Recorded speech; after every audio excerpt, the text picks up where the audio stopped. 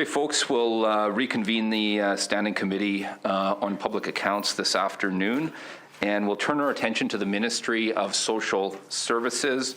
Before we do that, I'll introduce that we have a substitution that Ms. Mira Conway is substituting for Alina Young for a period of time this afternoon.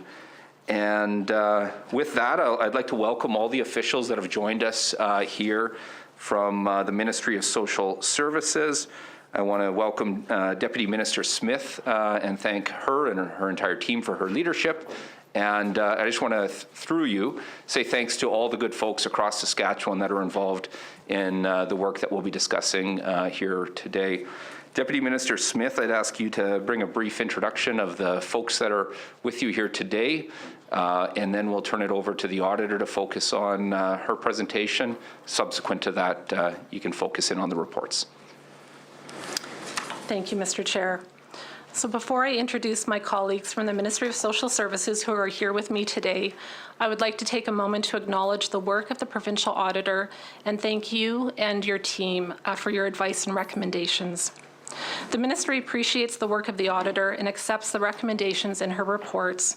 We are acting on all areas to provide the most safe and effective services and care for clients.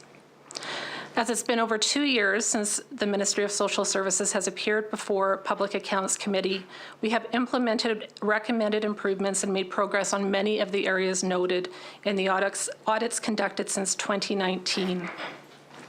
To assist me in responding in questions today, here with me are, to my left, I have Jason Pierlot, Acting Assistant Deputy Minister of Finance and Corporate Services, and along with Rhiannon Shaw, who is Acting Executive Director of Finance. Toby Eberhardt, Assistant Deputy Minister of Child and Family Programs, and also with Child and Family Programs is Joel Kilbride, Executive Director of Program and Service Design, Carrie Payton, Executive Director of Service Delivery, and Mitch Tremblay, Executive Director of Community Services. Louise Michaud, who is behind me, is President of the Saskatchewan Housing Corporation and Assistant Deputy Minister of Disability Programs and Housing, and Bob Martinuk, Executive Director of Community Living Service Delivery.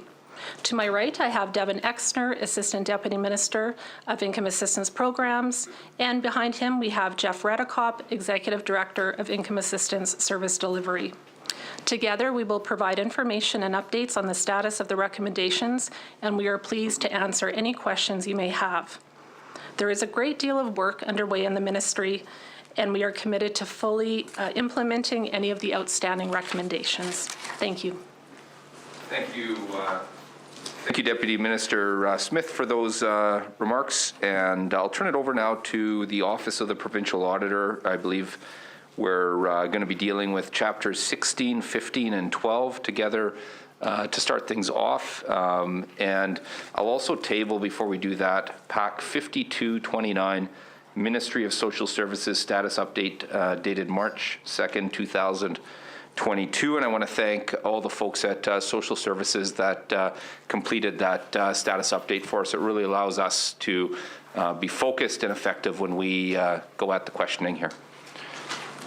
Thank you, Mr. Chair, Deputy Chair, other committee members and officials. With me today is Ms. Kim Lowe, who's going to do the presentations for the Ministry of Social Services, as she worked on a number of the audits that we are going to discuss today. Kim will present the chapters for the ministry in the order that they do appear on the agenda. It ends up resulting in 8 presentations, and so we will be combining certain chapters into one presentation. She will pause for the committee's discussion and deliberation after each presentation, and there are 2 presentations that do include new recommendations for the committee's consideration.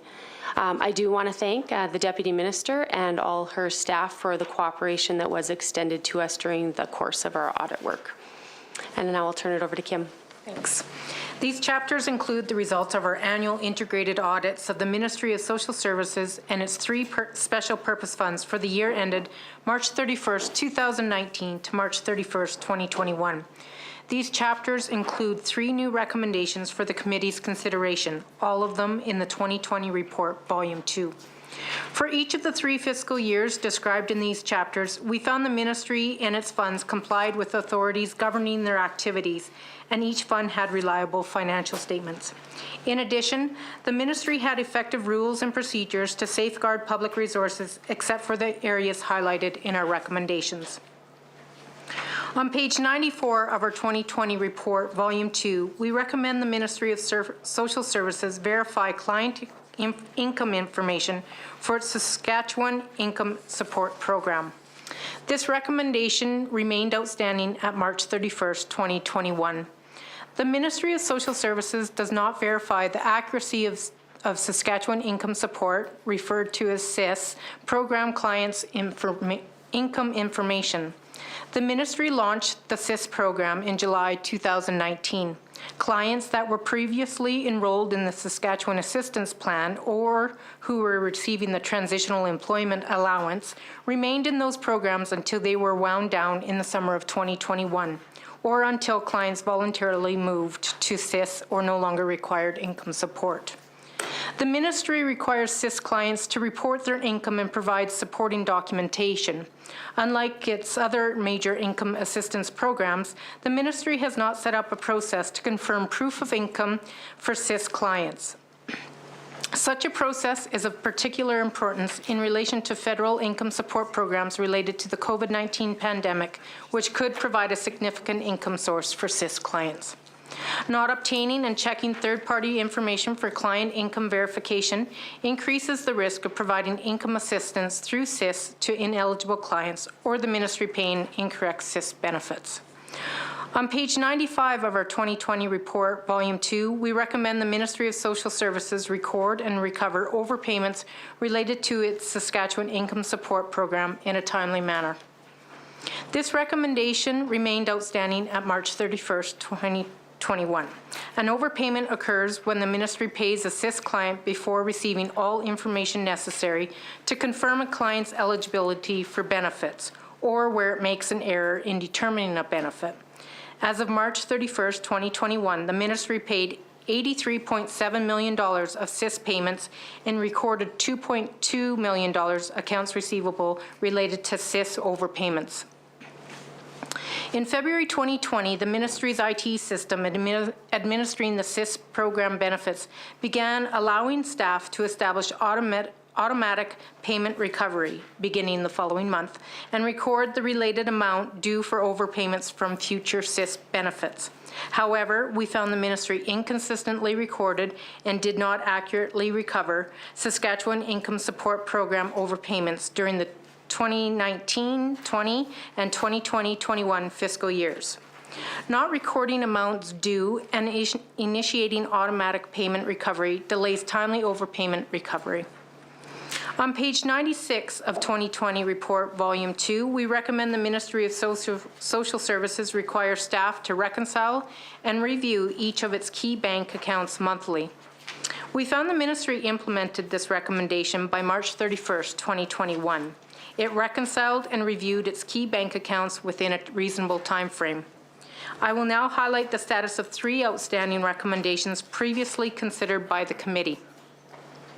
By March 31st, 2019, we found the ministry implemented a process to appropriately identify and disclose contractual obligations. As of March 31st, 2021, the ministry continues to work on addressing a couple of other recommendations. Firstly, we found the ministry needs to obtain appropriate support for and properly approve income assistance payments to ensure eligible clients receive the correct amount of assistance. The ministry continued to not follow legislation or policies and procedures for making payments to income assistance clients, resulting in incorrect payments during the year. Of the 70 client files we tested, 49% had income assistance payments inappropriately supported, approved, and/or paid under ministry policy and/or legislation. Over the last 9 years, the ministry paid almost $57 million to clients who were not eligible to receive income assistance because the ministry provided financial support before it received all of the required proof of eligibility and need. At March 31st, 2021, the ministry determined it is unlikely to collect about 24 of the $57 million because the ministry has limited ability to collect on overpayments once clients leave income assistance programs. Not complying with legislation and ministry policies and procedures increases the risk of paying clients incorrect income assistance amounts. Finally, we found the ministry needs to perform timely reviews of financial reports from third-party service providers to determine whether providers appropriately use ministry funding. During 2020-21, the ministry paid these service providers almost $390 million. Through its service agreements, the ministry requires third-party service providers to submit various reports, for example, operational and financial reports, within specified timeframes. We tested 29 annual financial analysis reports and found the ministry did not review 6 of the 11 late reports by March 2021 and were more than 100 days later than the required deadline. 4 of the 11 financial analysis reports not reviewed in a timely way were submitted by community-based organizations that received the highest amounts of ministry funding. Not reviewing the annual financial analysis reports of third-party service providers in a timely manner increases the risk that the ministry may be unable to identify issues and take prompt corrective action, such as adjusting future funding. I will now pause for the committee's consideration. Thank you very much for the presentation, of course, for the focus of the work. Thanks for the what's been reported out already on the status update. I'll turn it over, though, to Deputy Minister Smith for remarks, and we'll open it up for questions. Thank you, Mr. Chair. So recommendations related to integrated social services are noted in 3 of the provincial auditors' reports as we discussed, so for 2019, 2020, and 2021. Related to the recommendations that social services follow its established processes that ensure only clients receive assistance and that they receive the correct amount of assistance, the ministry considers this recommendation implemented. On July 15th of 2019, the Saskatchewan Income Support Program was launched to new clients. As of August 31st of 2021, the Saskatchewan Assistance and Transitional Employment Allowance programs ended. The vision guiding the changes in income assistance are programs that are simpler, more transparent, client-friendly, and sustainable. Simpler programs with transparent policies and business processes will improve accountability, performance, and reduce errors. A new information technology system has been implemented and will help to reduce errors through automation and consistent application of business processes and procedures. In 1920, the ministry implemented a performance improvement plan to specifically address the areas cited by the auditor and has made significant improvements. Related to the recommendation that social services perform timely reviews on all performance information submitted by the community-based organizations, the ministry agrees this recommendation is partially implemented. The Ministry of Social Services partners with community-based organizations to deliver a wide range of services and supports to Saskatchewan people and families. In many cases, it's local organizations that have the direct connection with clients in their communities and deliver on our common goals to provide opportunities and support to people as they help build better lives for themselves and their families. We know that positive and productive partnerships with clear expectations and consistent reporting are essential to effectively meet the needs of the people we serve. That's why the ministry is piloting a framework to assess, monitor, and manage third-party service contracts. This framework will be implemented in 22-23 to create new standards for accountability and timely reviews of community-based organizations to regularly manage compliance and influence positive outcomes for clients. Related to the recommendation that social services verify client income information for its Saskatchewan Income Support Program, the ministry considers this recommendation partially implemented. The ministry is reviewing opportunities to include interfaces with critical organizations that could include matching income sources. The ministry has updated its information sharing agreement with the federal government and will begin accessing and reviewing income tax information for Saskatchewan Income Support clients in 22-23 on a case-by-case basis. Related to the recommendation that social services record and recover overpayments related to its Saskatchewan Income Support Program in a timely manner, the Ministry considers this recommendation implemented. The system used to administer the Saskatchewan Income Support Program have had enhancements since the July 2019 implementation, and all overpayments have been recorded. We will continue to ensure overpayments are recorded and recovery is initiated. Related to the recommendation that social services require staff to reconcile and review each of its key bank accounts monthly, the Ministry notes the auditor considers this recommendation implemented as well. That concludes my comments. Thank you very much for the comments and for the work that's been undertaken. I'll open it up now to committee members for questions. Ms. Conway. Thank you. I'd just like to thank everyone for their remarks and their presentations this afternoon. Thank you, Ms. Smith. I have a question about the recommendation around ensuring that only eligible clients are having access to income support, and this has been considered by the Ministry to be by the auditor to be implemented. I just have a question, though, around the. It states here that a simpler program has been brought about, and it's the assumption is that will increase transparency. Is that a reference to SIS? Is the idea that by replacing these previously existing programs with the SIS program, it's hoped that those issues around transparency and system navigation will be improved? Thank you for the question. I'll just maybe, just to provide a bit of context, so it is in relation to the Saskatchewan Income Support Program in terms of what you're referencing. And the contextual piece would be that when we think about the older programs like the Saskatchewan Assistance Plan and the Transitional Employment Allowance, the SAP program in particular, that's a program that evolved over the course of 50 years. And so it really was the combination of those two programs, very complicated, lots of complex policies, processes that both clients and staff needed to understand and be able to navigate through the program. So moving forward, as we move forward and we think ahead to the future and where we're at right now, it really is about programs that are simpler, with policies that are easier for clients and staff to understand and understand what it means for them. And that is really the driving sort of vision when we think about going forward and helping connect clients to the services and supports that they need. Thank you.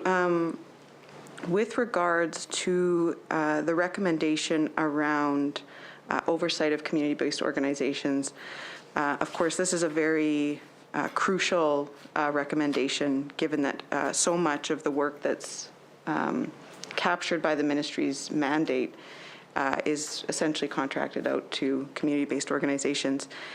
Can you speak a bit more about the framework that's being implemented to monitor and manage, I think as you put it, a risk-based approach? I just would hope to hear a bit more detail about that, if possible. Thank you. Thanks. Just give us a moment.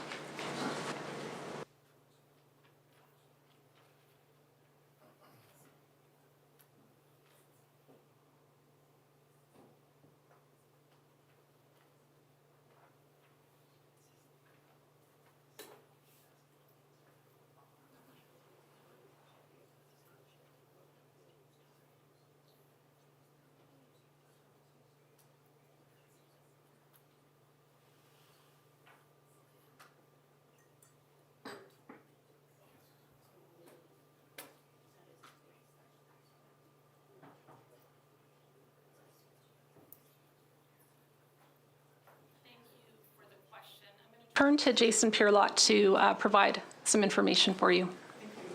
Yeah, thanks for the question. So really, in terms of the risk-based framework, so one of the things with the auditor's recommendation was noting that the ministry had challenges over time in terms of reviewing the information coming, whether that be quarterly financial information, annual financial information, et cetera. Reviewing that information in a timely manner, and it's noted in their report. And so one of the things that we're doing, and I'm pleased to note that the ministry does have an internal target of reviewing that information, 90% of that information within 6 months, and we did hit that this year, so that's a good positive step that, you know, I think the auditor will see when they come back to look at this one. The other thing I would note is in terms of the framework in particular is what we'll want to be doing is thinking about things like the financial risk associated with the contracts that we have with CBOs.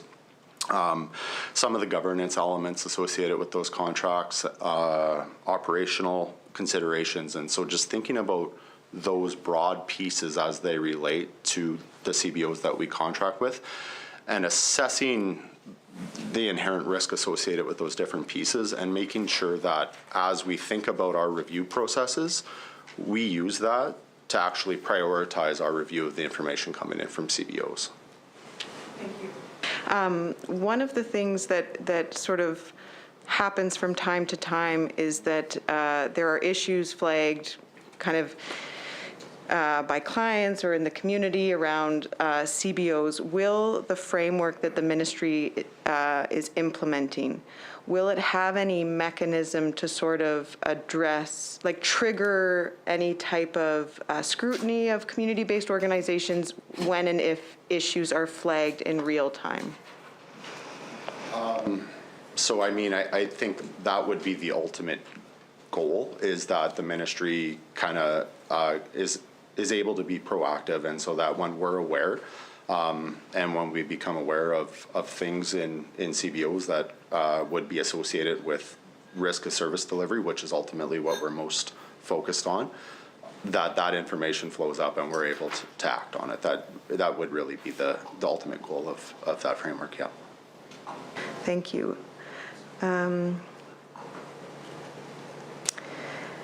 There was, and I'm sorry if I'm getting this wrong, but my understanding is that there's going to be an IT component to some of the efforts to address the recommendations, like sort of an automated component. I'm hoping you can just speak to that a bit more, and not to kind of get ahead of myself, but my understanding is the ministry has brought in different IT-related components to assist with its work. And, you know, one of the things I've heard, for example, with the SDM, for example, sometimes that gets overrided by workers. Is there any, you know, I guess I'd like to hear a bit more about why you think sort of an automated approach to some of these issues will solve the issues, and if you could speak to the role for workforce, and whether you feel that the ministry has sufficient sort of workforce to address these issues. I'll maybe just start. So that is just the nature of your comments. They sound like they're more broad in terms of just what you're asking for. So I'll start by again just trying to provide a little bit of context in terms of as a ministry. So as we've noted, you know, right at the onset, we are a ministry that has a large scope and a large mandate. We deliver many different programs to clients and families across the entire province. So whether we are, you know, talking about child and family programs or disability programs, income assistance, housing, we really have a number of different systems, information technology systems that really help us support the business and the work that we do every day. What I would to comment around your question around, you know, the use of information technology. How I would describe it from a ministry perspective is that's really just one piece of how we support ourselves and our teams to be able to do their jobs. When we think about effective use of effectively administering the programs, again, across the entire province and across the system, you're really looking at a combination of things. You've got your policy and your business processes. We've got constant communication with our teams and our staff around our programs and services. And then it's really understanding sort of that intent of each program, what's expected of each of those programs in terms of what's being delivered, who they're connecting with. In some instances, as you've noted, we have partnerships with lots of community-based organizations. We also have very strong relationships and partnerships with Indigenous organizations and First Nations with respect to child welfare as well. And so then it's seeing, in some cases, understanding where the information technology, again, can help support the system as a whole in the delivery of care. So in terms of the automation, or when we were talking about it from a program perspective, it's helping to ensure that your information technology is also helping to support the program so that it's being delivered with the intent and the purpose and within the policy that it's been designed to deliver in. So I don't see it as one, I see it as one piece of many pieces when we think about program delivery and ensuring effective operations of all of our services and programs across the ministry. Thank you. And I just have one last question, and I'm sorry to backtrack, but it's again on the CBO framework piece. One of the things I've heard a few times in my role as critic is that some of these, organizations that take on, a large kind of caseload from the ministry, sometimes there's challenges getting up-to-date information about some of the clientele that some of these organizations are assisting that come to them out of kind of the ministry. Is this framework, this risk-based framework, is it looking at all at how to ensure that the ministry can optimize, sharing some of that information with some of these CBOs so that when, for example, clients come into their scope of service delivery, that they sort of are entirely up to date in terms of what those families or children or income assistance clients are dealing with?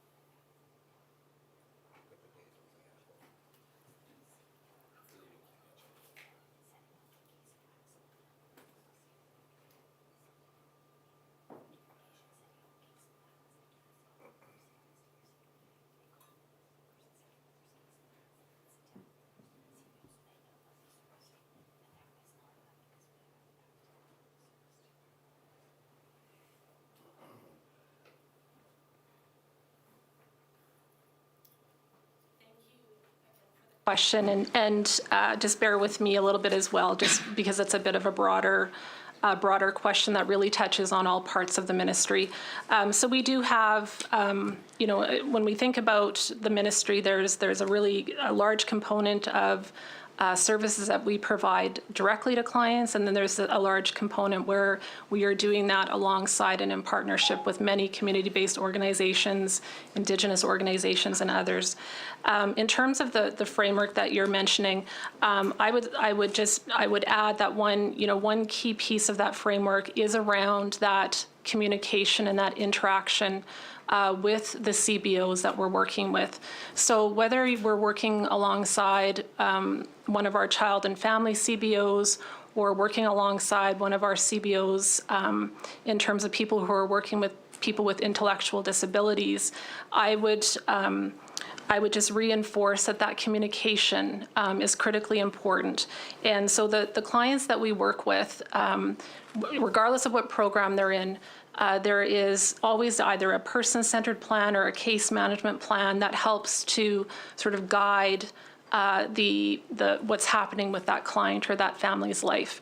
And when there are situations where we're working in partnership with a community-based organization or another service provider, that forms the basis of being able to help those teams be able to work together when we're working with clients. That might be they might be part of one program, but they could also be parts of, several programs where you're really needing to make those connections, from that family and that client perspective.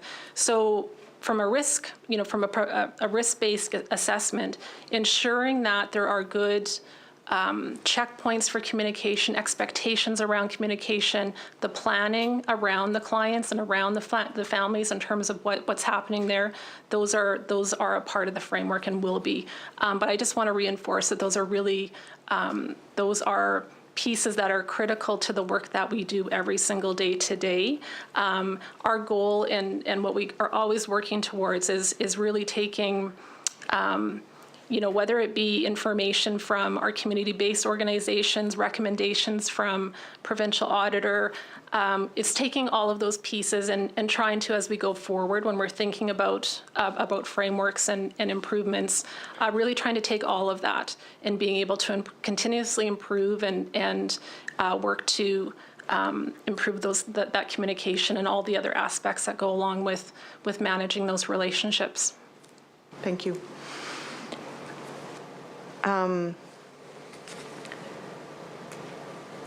I have one more question, having said that was my last question.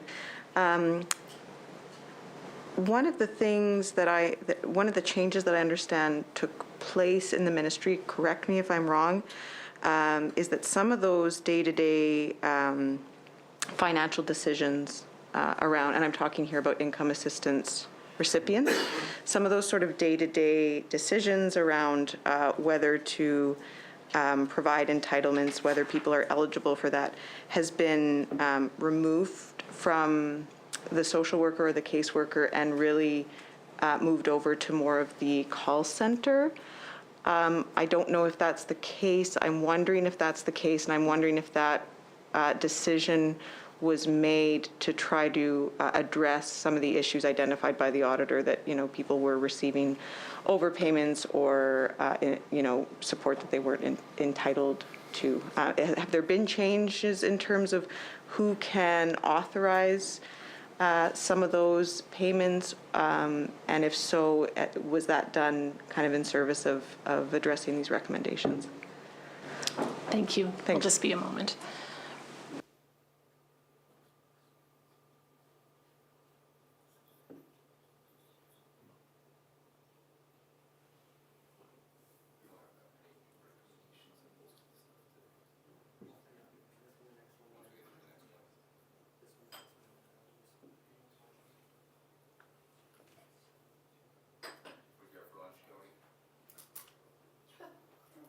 I had for lunch what some people say they're foodies.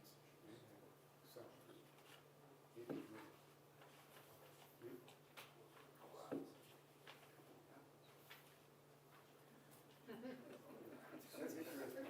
two apples, not just two or three apples.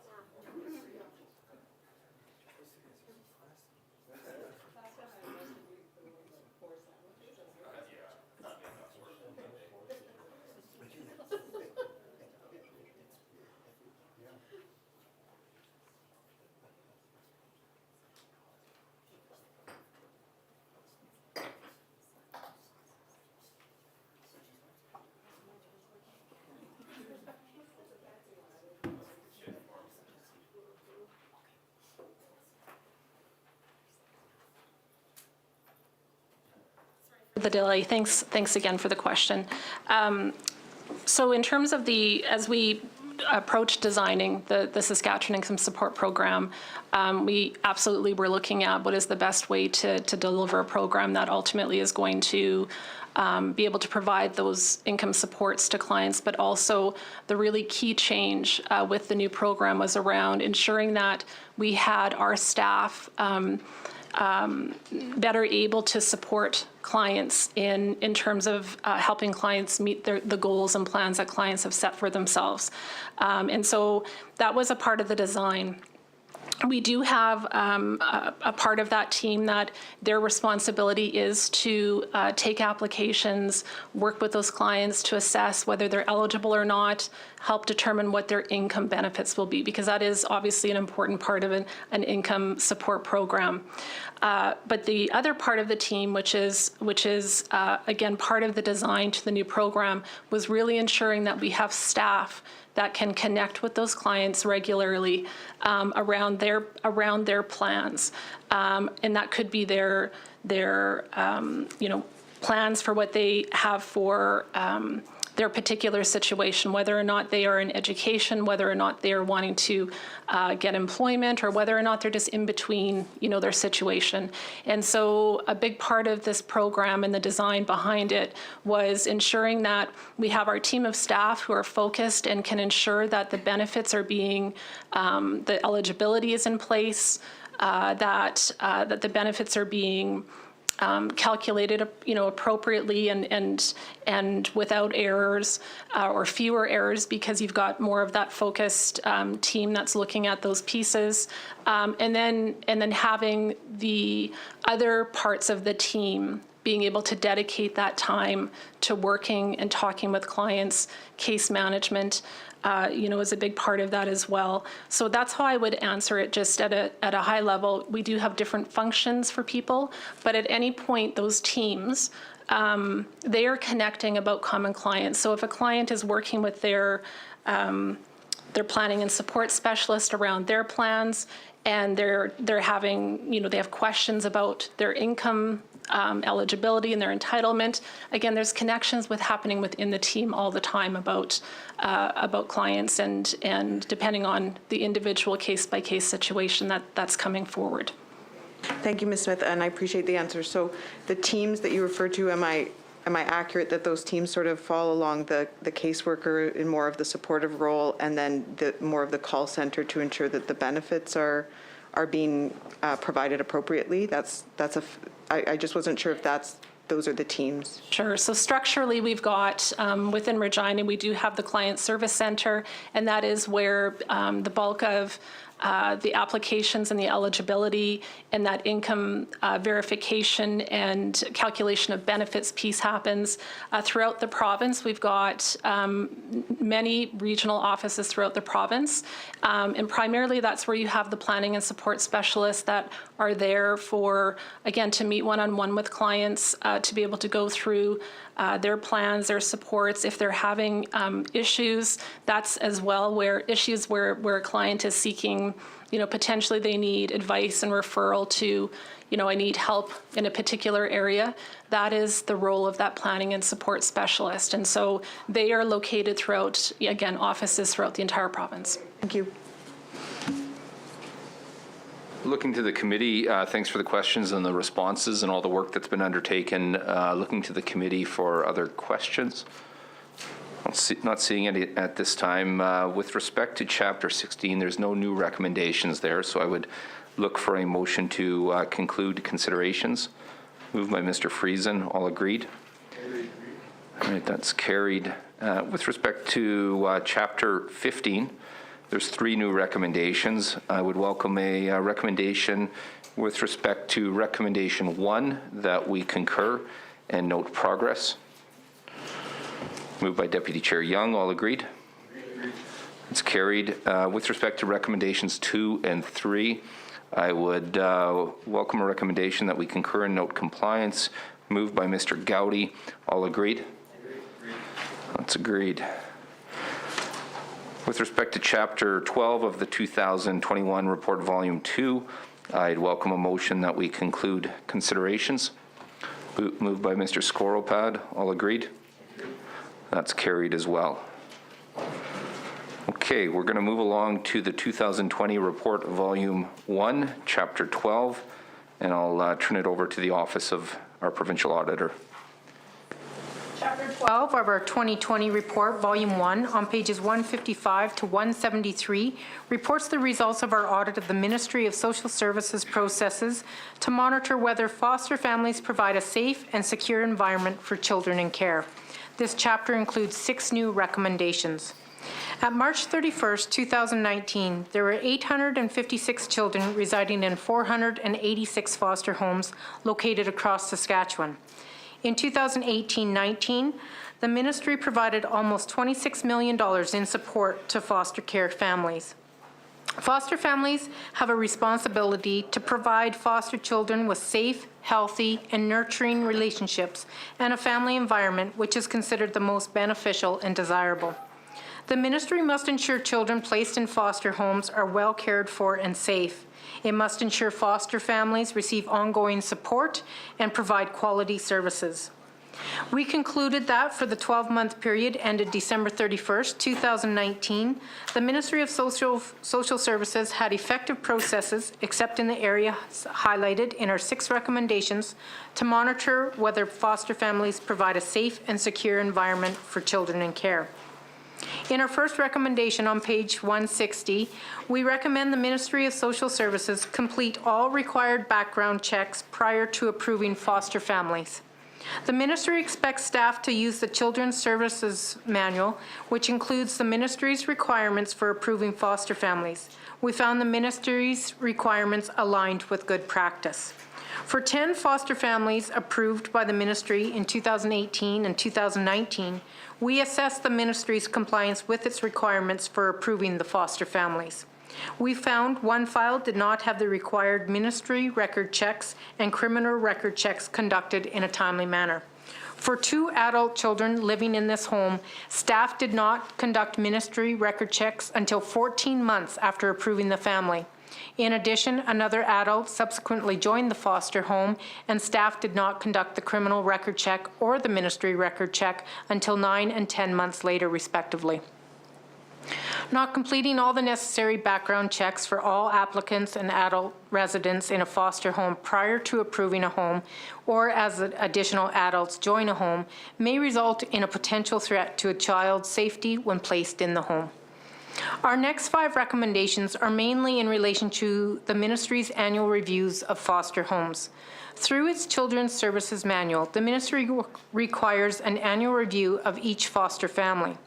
An annual review includes performing a home safety check, obtaining criminal record self-declarations, completing the annual review report, and signing an annual service agreement. In our second recommendation on page 163, we recommend the Ministry of Social Services consistently follow its standard to conduct annual home safety checks at foster homes. Annual home safety checks confirm a foster home remains safe.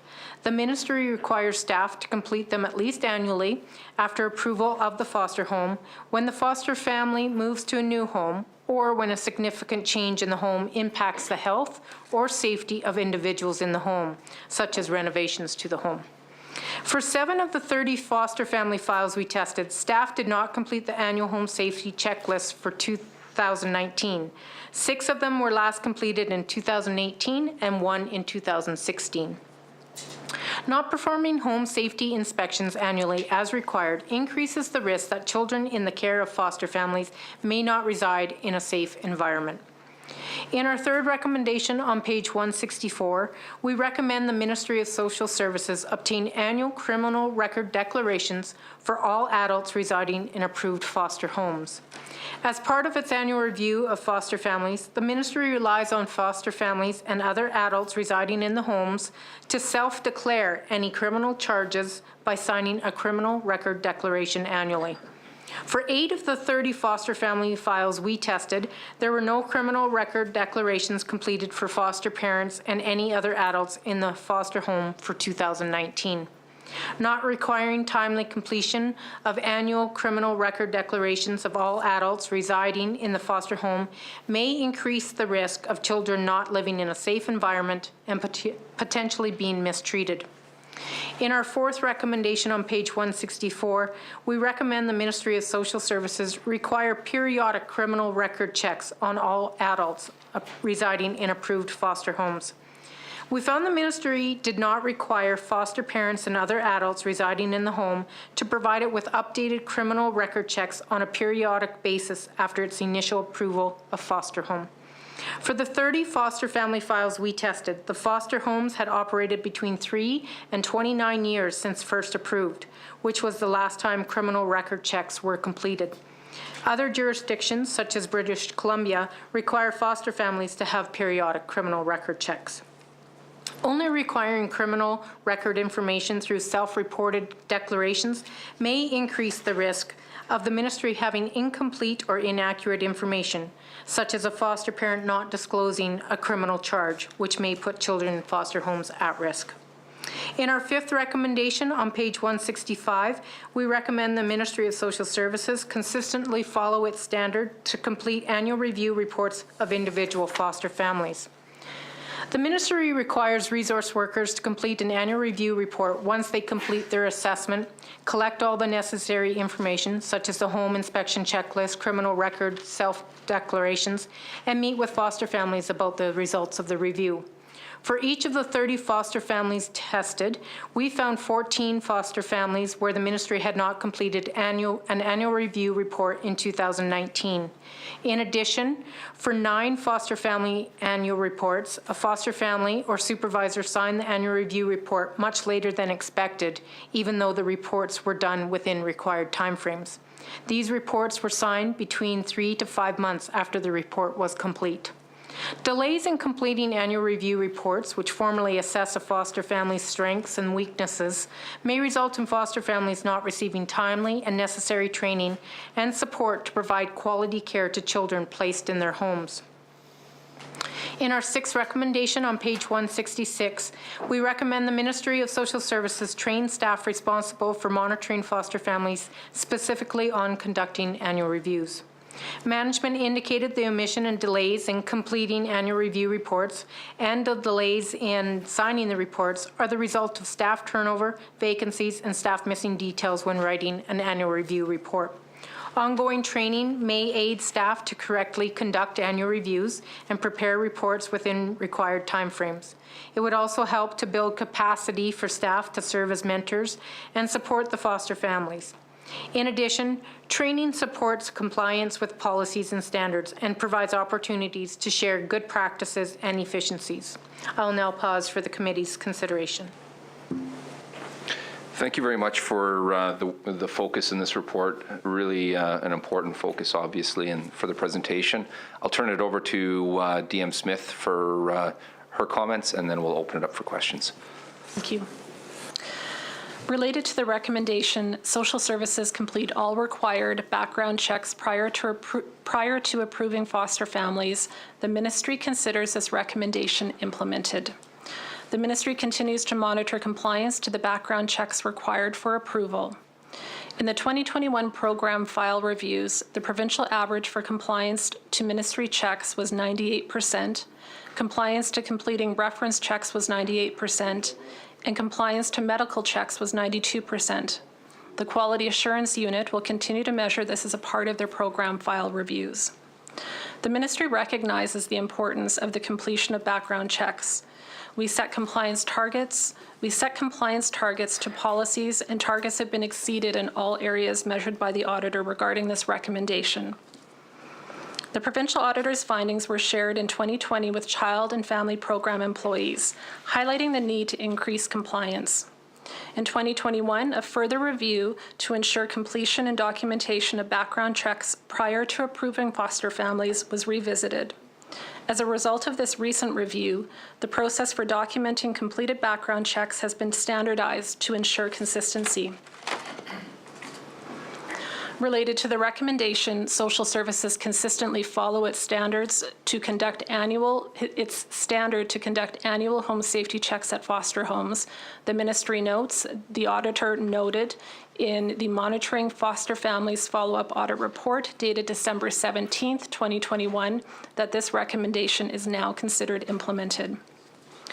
Similarly, related to the recommendation that social services obtain annual criminal record declarations for all adults residing in approved foster homes, the ministry notes that the auditor has noted that this recommendation is now considered implemented as per the auditor's report, Monitoring Foster Families Follow-up, also dated December 17th of 2021.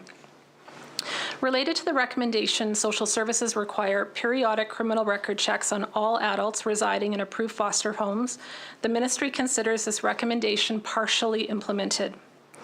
Following a policy analysis and jurisdictional scan that found other provinces conduct criminal record checks for adults residing in foster homes every 3 to 5 years, the ministry has set Saskatchewan's frequency at every 3 years. Policy to establish this requirement has been developed and will be included as a part of the annual review policy with a summer 2022 implementation timeline. The ministry and the Saskatchewan Foster Families Association are currently working on a communication and implementation plan to support this change. Related to the recommendation, social services consistently follow its standard to complete annual review reports of individual foster families. The ministry considers this recommendation partially implemented. The ministry communicated the expectation of compliance to this standard following the audit in 2020 and has reiterated this expectation for the 2022 program file reviews. Related to the recommendation that social services train staff responsible for monitoring foster families, specifically on conducting annual reviews, the ministry considers this recommendation implemented. The ministry has developed a training package on the completion of annual reviews for staff. The foundation of this training is Integrated Practice Strategies, or IPS, and Parent Resources for Information, Development and Education, also known as PRIDE training. It focuses on appreciative inquiry, solutions-focused questions, critical thinking, and crucial conversations. The training includes the completion and implementation of the professional development agreement to ensure that the tool is being used in a helpful manner. The ministry reviewed annual review family development plan policy with staff that conduct this work. The ministry provided the new training package at a provincial meeting to all out-of-home care staff in January of 2022. That concludes my comments. Thank you very much for the comments and the work that's been underway and the implementation that's occurred with many of these recommendations. I'll open it up now for questions. Ms. Conway. Thank you. DM Smith, obviously this is an area that is very crucial. The safety of children in foster homes. These children remain the responsibility of the ministry, of course. And it strikes me that many of the noted shortfalls which are being addressed may relate to the caseload of ministry staff. I'm just wondering if the ministry is collecting data or making changes around the number of cases to staff, the issue of the caseload to staff ratio, whether that's been improved in this recent period of time, and whether there are any actions being taken to address that. Just one moment.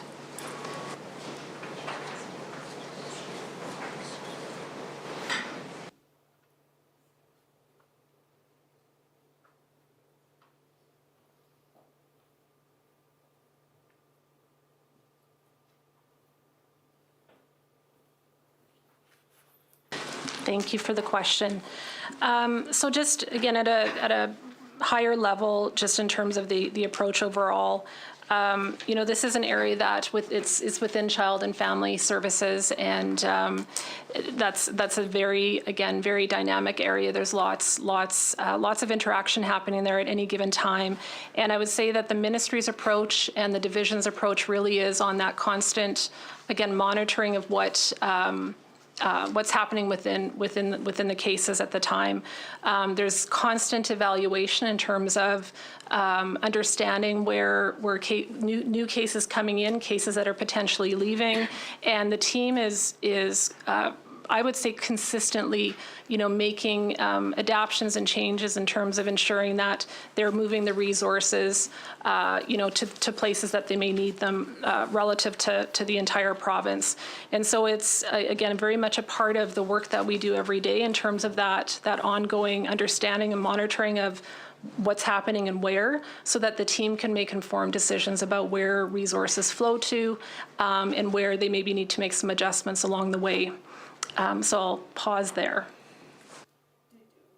Was it identified by the ministry that some of these gaps, some of which have been addressed, were felt more acutely in some communities over others? Was there any sort of rural or urban divide, north-south divide? Was that identified when you were doing the work of addressing these recommendations? I will say not to my knowledge, but I am going to, if I can, just turn and have a conversation with Toby. Thanks.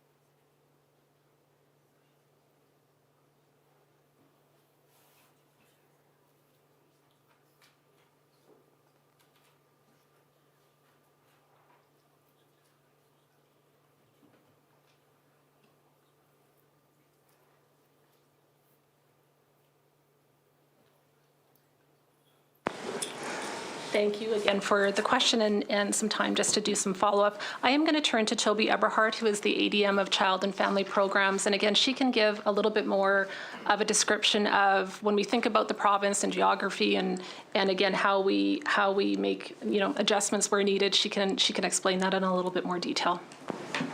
So we are finding that we have some challenges in some of our more rural communities with staff in general. And so we've been taking a number of initiatives to address that, to ensure the services are still being delivered to those communities. So for example, in Meadow Lake and Buffalo Narrows, we've developed sort of a drive-in, drive-out team. So people go up there for 2 weeks at a time. They ensure the services are being offered, and then they go drive out and they have like a rotation. That's been very successful. We've also just recently implemented a retention payment for staff in Meadow Lake. And again, it's around trying to get staff in that community on a full-time basis. So in addition, our directors and our managers are constantly looking, and they will reassign staff if needed to help support other areas when they are having some challenging with staff.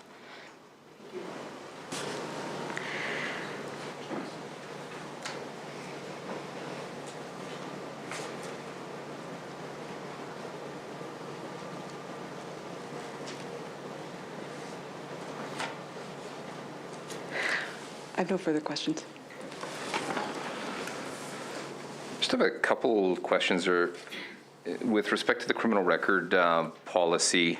So there's the periodic, now it's going to be every 3 years that somebody needs to supply, all adults within a home need to supply a refreshed criminal record. Is that correct? Yeah, so currently when you are approved to be a foster parent, all adults in the home require a criminal record check and a self-declaration every year as part of their annual review process. And now, coming this summer, once we implement it, it'll be every 3 years, all adults in the home will have to do the criminal record check. Thanks for that. Now, if another adult moves into the home for a period of time, what's the requirement on that individual? Do they need a criminal record the moment they've moved into a foster home? As soon as we're aware of an adult moving into the foster home and the foster parents, they're aware of this, they would be requested to have a criminal record check. And is that a requirement? Yes, it is a requirement. And it's a requirement of the foster home to then report if there's anyone else moving into any adult that's moving into the home and then supplying that criminal record. Just double check.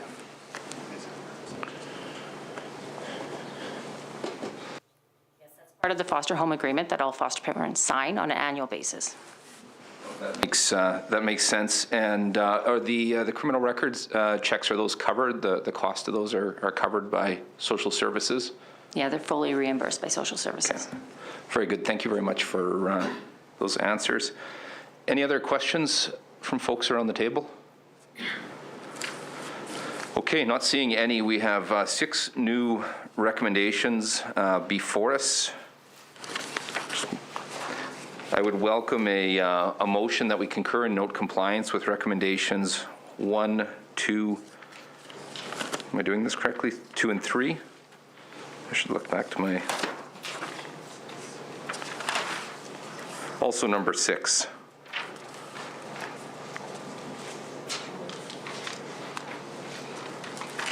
Are my notes correct? 1, 2, 3, and 6?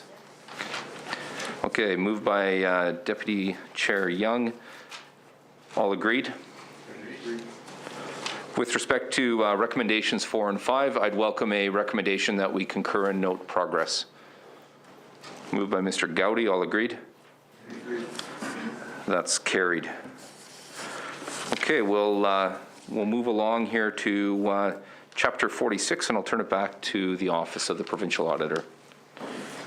Chapter 46 of our 2019 report, Volume 2, on pages 329 to 331, and Chapter 37 of our 2021 report, Volume 2, on pages 265 to 268, report the results of 2 follow-ups on 3 outstanding recommendations from our 2012 audit of the Ministry of Social Services processes to plan for, contract with, and monitor CBOs providing services to intellectually disabled people and their families. By August 31st, 2021, the Ministry has partially implemented the 3 remaining recommendations. It improved its processes to monitor CBOs serving intellectually disabled people and their families, but needs to make further improvements. The Ministry continued to work on establishing measures and targets to better monitor and evaluate the results of services CBOs deliver. We found the Ministry's agreements with CBOs do not include any measures around whether person-centered plans are monitored and achieved, which would help measure whether a client's quality of life is enhanced. The current agreements also do not set performance measures and targets for evaluating service outcomes for other key programs, like day programs, that CBOs deliver. We also found the Ministry is updating its risk assessment processes to improve its ability to detect and mitigate risks that could impact a CBO's ability to deliver uninterrupted service. At August 2021, the Ministry was piloting a risk assessment framework that it plans to implement ministry-wide in 2022-23. Finally, we found the Ministry is not yet monitoring CBO's performance within expected timeframes outlined in CBO agreements. We found 23 of 78 CBOs have not had basic standard reviews done in the past 2 years as expected. Active monitoring of CBO performance helps the Ministry assess whether the services delivered achieve the results the Ministry intended. I will now pause for the committee's consideration.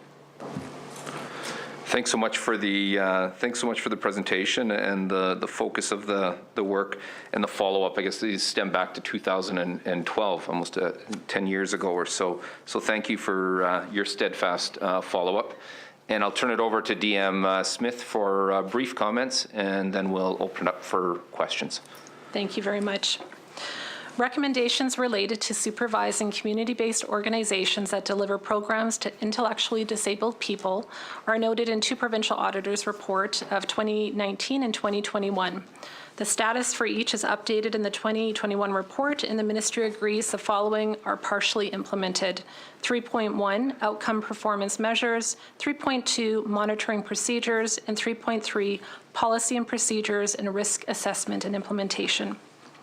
Related to the recommendation, social services work with CBOs to establish program objectives and outcome performance measures and targets to be used to monitor and evaluate the services CBOs deliver to intellectually disabled people and their families. The work to implement outcome-based contracts for all service providers as a part of a pilot project is underway to create a project management framework, tools, and desired outcomes. The Ministry is planning a multi-year approach that will include engagement of service providers, as the implementation of outcomes-based contracting will be a significant change for the sector. A person-centered culture committee has been launched with representation from disability programs within the Ministry and community-based organizations in the disability sector. This committee has developed a person-centered culture framework that is available on a website called personcenteredsask.ca with links to resources on person-centered practices. The ministry is monitoring outcomes pertaining to person-centered plans for general service contracts, and the pilot project will continue to focus on implementing outcomes-based contracts. Related to the recommendations, social services follow their established monitoring procedures as outlined in their agreements with CBOs that provide services to individuals with intellectual disabilities. The ministry continues to prioritize basic standard reviews for agencies that have been in operation for a minimum of 2 years and who provide direct services such as residential and day program services to clients. 4 coordinator community services positions were created to provide direct quality assurance support. All agencies are required to submit a report indicating whether they are having any serious incidents involving clients. The ministry also monitors training on abuse prevention to ensure CBOs are meeting their training requirements and has implemented a monitoring procedure. Following our update to the provincial auditor in 2019, the pandemic caused a delay in completing some of the basic standard reviews, and we needed to find new and innovative ways to be able to do some of our work differently. In this case, we started to conduct them virtually. As a result, the ministry is exploring other processes as well as we go forward and think about the go-forward plan to more effectively monitor procedures outlined in these agreements along with community-based organizations. Related to the recommendation, social services develop and implement complete policies and procedures for addressing risks identified in CBOs that provide services to individuals with intellectual disabilities. The development of a risk framework is focused on assessing, monitoring, and managing the risks inherent in third-party service contracts. This includes a pilot of the risk management framework, which consists of policy processes and tools to assess and manage risk. And as I noted earlier, just because there is some crossover between some of what we're talking about today, this framework will be implemented in 2022-23 across the ministry, providing stronger oversight and risk mitigation of all community-based organizations. That concludes my comments. Thank you. Thank you for the comments. I'll open it up for questions. Ms. Conway. Thank you, Chair. This is getting predictable. DM Smith, thank you for that presentation. Again, a very crucial area for the ministry. We're considering, care being provided for highly vulnerable communities, and so active monitoring is, of course, so crucial. I'm wondering if any of the planned actions that you've referred to involve an increase in staffing resources to ensure that the oversight and the monitoring that needs to happen here can happen. Obviously, these are some stale. Some of these recommendations are getting rather stale, and given the importance of this area, I'm wondering if that is part of the planned actions here. Thank you. I'll just take one moment with my team.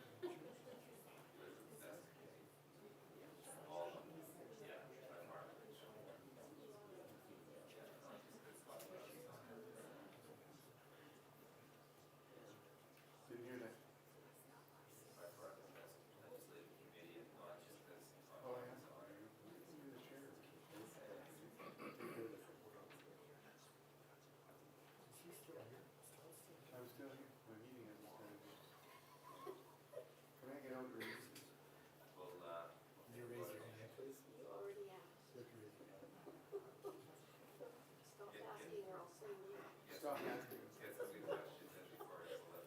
I keep moving the time earlier every time. At first, can I go to 4:30? Sure. Oh, 4 o'clock. Yeah. 3:30. Are you negotiating against me? He is.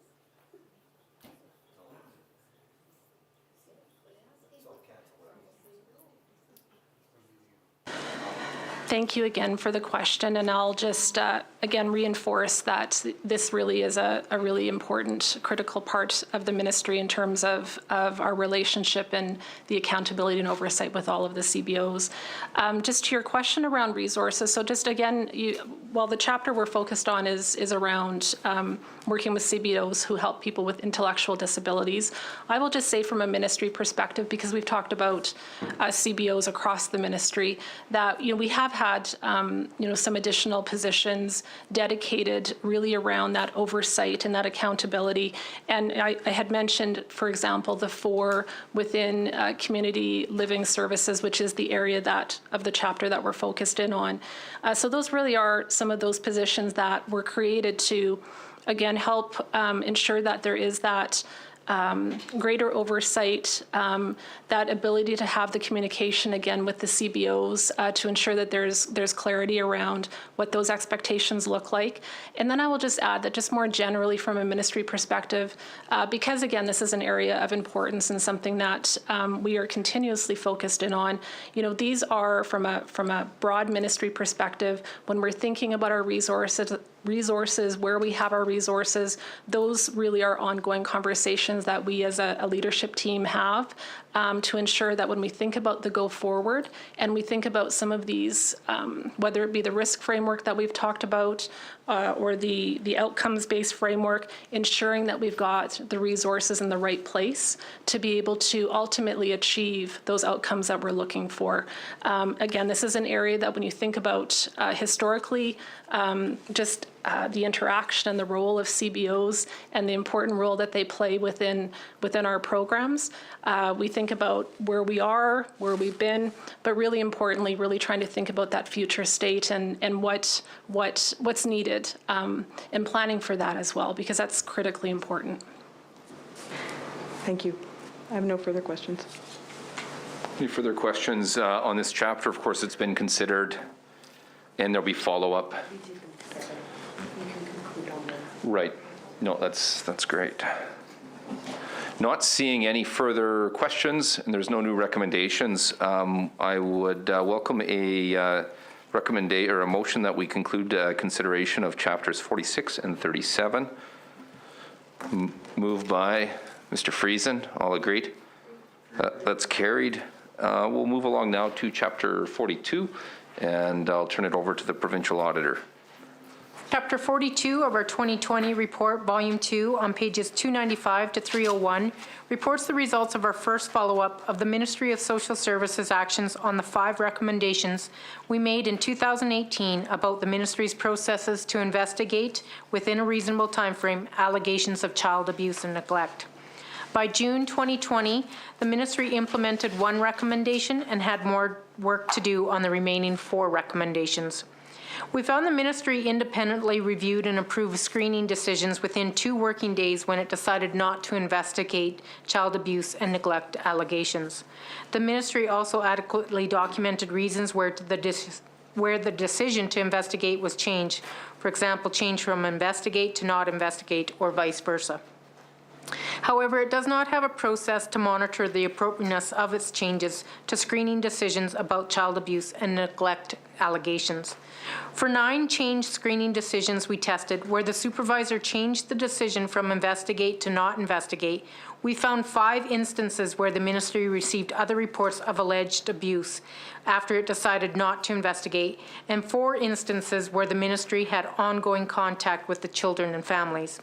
Having timely, independent reviews of changes to screening decisions confirms the Ministry has made appropriate decisions and reduces the risk of not adequately protecting children. The Ministry has clear policies and procedures, including timeframes for investigating allegations of child abuse and neglect. However, they are not always followed. We tested 15 investigations and found the ministry did not, within the timeframes required, always attempt face-to-face contact with the child and family for 3 investigations, complete family risk assessments for 8 investigations, or finalize 8 of the investigations timely. Consistently taking actions within prescribed timeframes reduces the risk a child remains in an unsafe environment or a family in need does not receive ongoing services timely. I will now pause for the committee's consideration. Thank you very much for the follow-up on such a critical area of focus. And I'll turn it over to Deputy Minister Smith to respond and then open it up. Thank you. Related to the recommendation that social services promptly monitor the appropriateness of changed screening decisions related to child abuse and neglect allegations, the ministry considers this recommendation implemented. The ministry relies on supervisors to review and approve caseworkers' screening recommendations and continues to have confidence in their review and decision-making.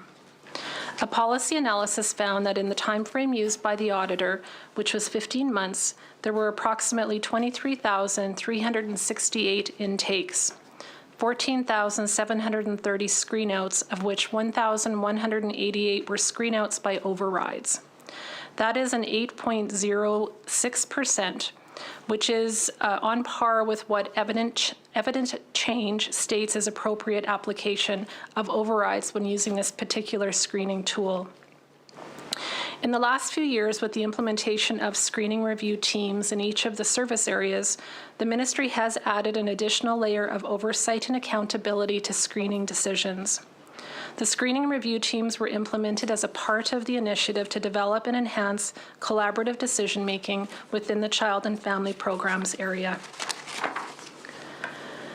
Related to the recommendation, social services attempt to make face-to-face contact with the child and family involved in a reported child abuse and neglect allegation within required timeframes to assess the child's safety.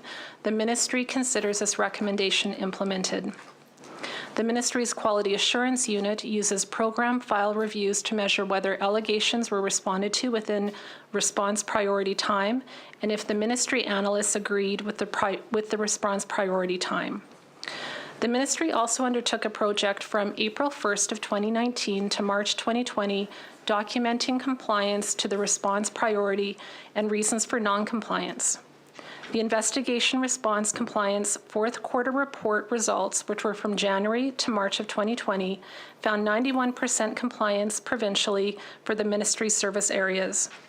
The ministry's service area directors are monitoring this closely and receiving quality roll-ups in investigation response times of 1 day and 5-day responses and the percentage of compliance. At times of higher than normal volume, the service areas have reallocated staff to conduct investigations. For example, effective April 1st of 2019, the South Service Area allocated 4 more child protection positions to investigations to address higher than normal volume. This addition of staff allowed for the creation of an additional investigation unit. In 2020, 1 additional child protection position was added to investigations for child and family programs. Related to the recommendation, social services complete family risk assessments for child abuse and neglect investigations within required timeframes. The ministry agrees at this time the recommendation is not implemented. However, work is occurring to address this recommendation. Through the program file process, the ministry's Quality Assurance Unit reviews if a risk assessment was completed during an investigation and if it was completed on time. A risk assessment target is provided if compliance is below 85%. The ministry is working hard to address the provincial auditor recommendation. Following the 2021 program file review, targets for improvement were identified and reevaluation will occur following the 2022 reviews. Ministry leaders are working with supervisors and caseworkers to ensure documentation is occurring within the required timeframes, documenting any delays, and prioritizing action plans where needed. Related to the recommendation that social services finalize investigations of reported suspected child abuse and neglect within required timeframes to allow timely supervisor review, the ministry considers this recommendation partially implemented. The ministry is making progress on this priority recommendation using a combination of supervisory oversight and additional resources. Since 2019-20, the ministry has added 19 child welfare staff who have collaboratively provide child welfare services and positively impact services provided, including timeliness of conducting and finalizing those investigations. Due date reminders have been added to the electronic case management system, and monthly reports of all outstanding investigations are provided to managers so that they can follow up in a timely manner and develop action plans to address and monitor and report. To address any delays. And the Quality Assurance Unit will continue to monitor and report compliance to finalizing investigation within the timelines required. That concludes my comments. Thank you for the report. I'll open it up to committee members for questions. Ms. Conway. Thank you, Chair. Regarding the recommendation that social services complete family risk assessments for child abuse and neglect investigations within required timeframes, so my understanding is that this recommendation has not yet been implemented. Obviously, this is concerning. It's a very important area of the ministry's work. And I'm sorry if I missed this, but when is the ministry hoping that this recommendation will be implemented? Give me one moment. Thank you.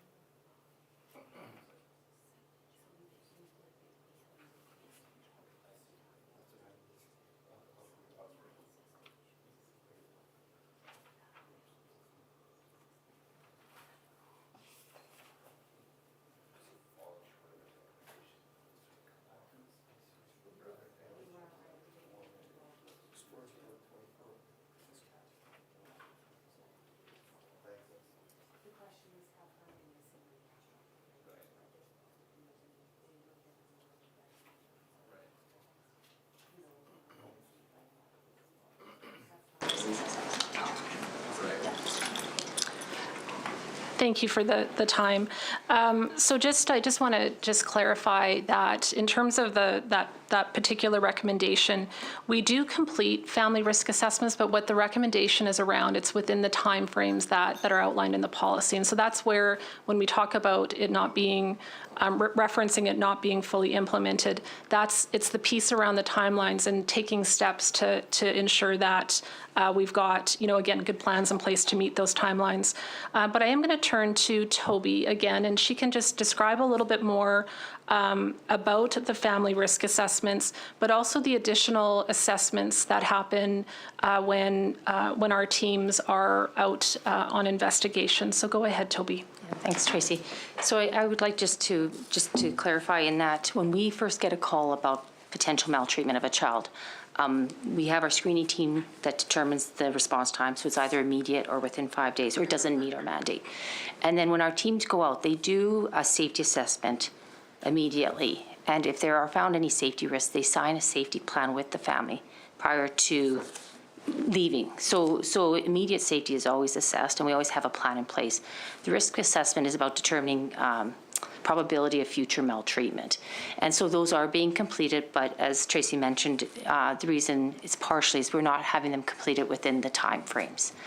And partly that has to do with the staff are prioritizing those immediate risks and those immediate safety assessments as the priority. So I understand that the issue is the timeline, but of course, the timeliness of identifying issues is so key, especially when you're speaking about, potential neglect or abuse. Is the ministry in the meantime keeping any kind of data on where maltreatment is eventually confirmed, and any overlap with a failure to honor these timelines? Like, is there any data being collected to measure the impact of some of these shortcomings? Because this, correct me if I'm wrong, but this recommendation goes back to 2018. So I would like to know if there's been any monitoring of the impact of this.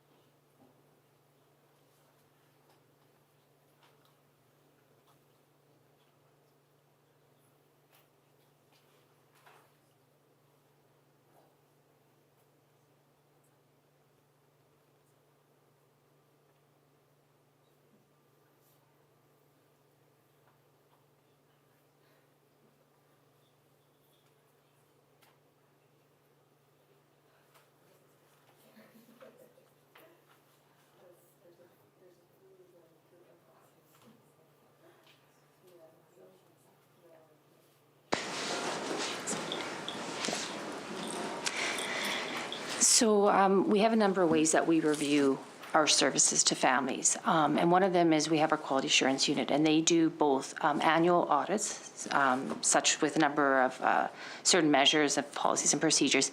And then we also do reviews anytime there is an incident of a child where we're providing a service to. And part of that review is very comprehensive, going back to all the services we provided to them, and was there any gaps. And so through that process, if there was an incident, it would be reviewed through that process. And then there would be recommendations through that. So this is something you have been able to monitor. So if you do one of these initial safety assessments, is that family considered to be in your scope of service?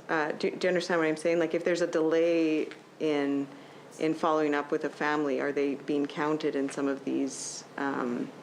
Some of this assessment. Sorry, that may not have made sense, but. Yes. So when we go out and do an assess the situation, if we determine there's a safety risk and the family signs a safety plan, at that point they have an assigned investigative worker who is working with them to determine what needs to be put in place to help mitigate that risk. So not having a risk assessment completed doesn't impact the services that they are providing. Those services are provided once it's determined that there's a safety threat.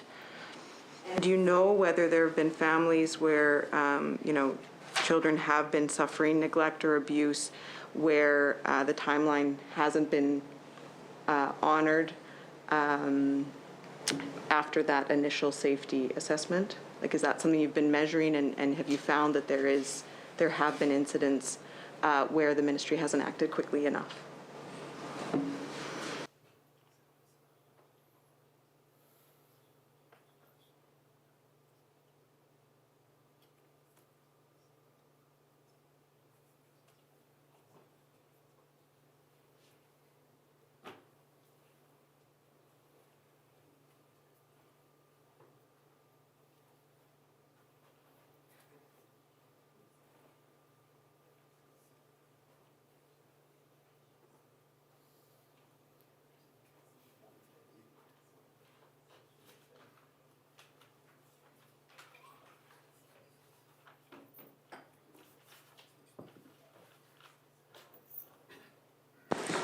So, And just to, I guess what I'm getting at is, do we know what the impact of the delay in implementing this recommendation has had on the ground? I guess is another way of putting my question. yeah, so I think, when we become involved with a family, we're providing the service, whether or not the tool has been completed or not, and we're putting in place the supports that family needs based on what they are identifying as the supports needed right away. Oftentimes, we're working with them. We're working with their extended family, CBOs, people that they identify as being a support to them, and we're wanting to get all those supports in place right away. And we're doing that prior to perhaps the risk assessment being completed.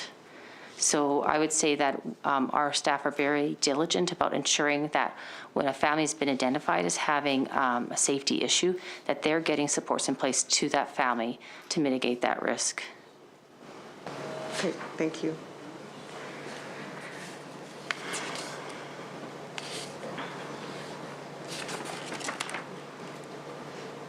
Now, on the screening, the issue of the screen overrides, so my understanding is that recommendation has been implemented, the recommendations around using the assessment tool, 3.2 and 3.4, were those, sorry, and I was a little distracted at that moment, I'm sorry.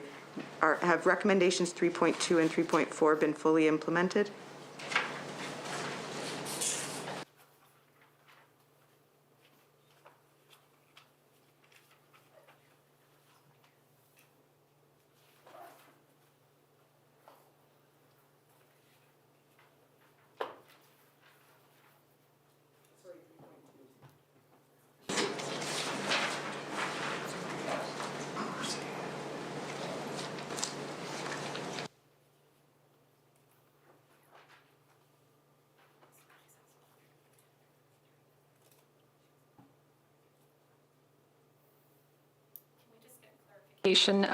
Were you talking about 3.1 and 3.2 Through 3.3, sorry, just Okay. around the screening device. around the screening? Okay, Yeah, sorry about that. That's okay, just one moment.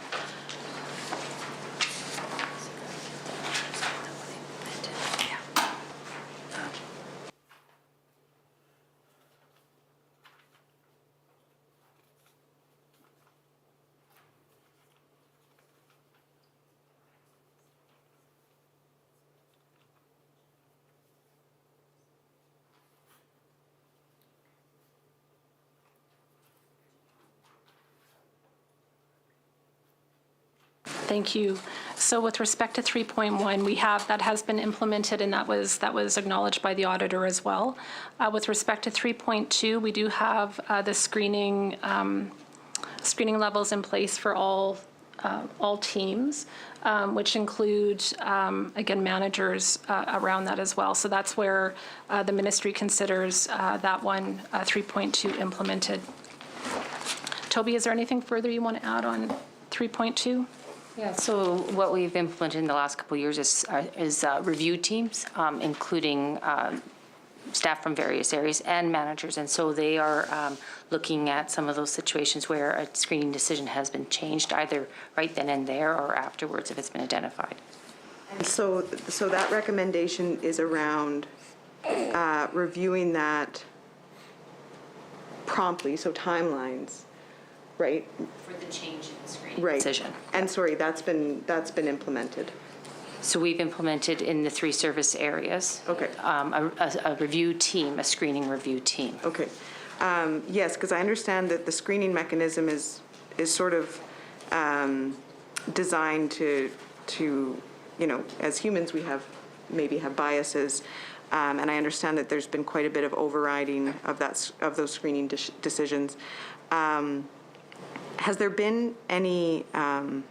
I guess I'm wondering how those decisions are assessed, like how it's assessed, whether or not that override has been appropriate or not, and what guiding tools have been provided to assess the appropriateness of those overrides, if that makes sense.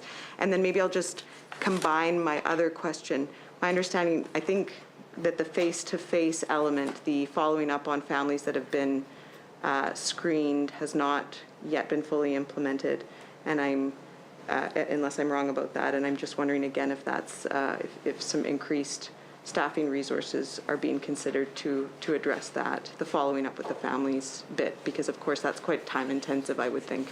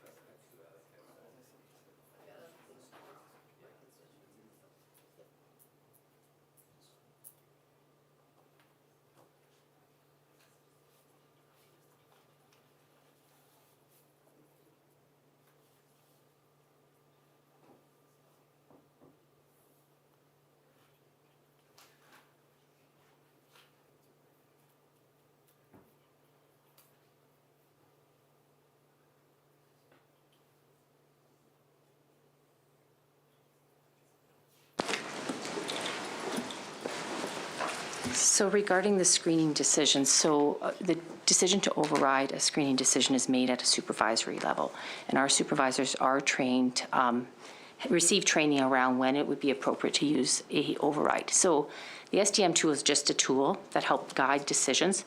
At the same time, we also want our teams to use their clinical expertise.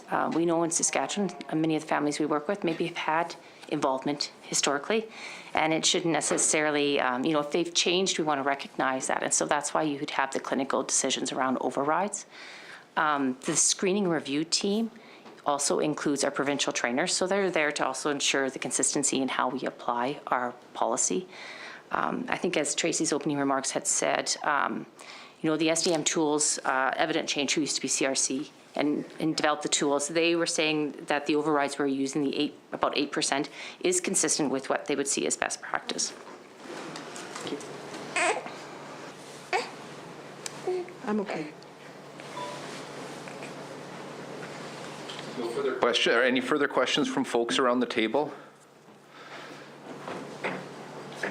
Thanks for the questions. Thanks for the responses. It's hard in a way when you're looking at, recommendations that are sort of 4 years old, and you think of what that might mean in a child's life, and you're trying to get an understanding of, why the delays to, bring some of these recommendations into implementation. So I appreciate lots of the context that you're bringing to bear. Appreciated hearing that the services and supports are being extended regardless, but obviously implementation of these recommendations really matter. And this table isn't the one there where we argue about resources.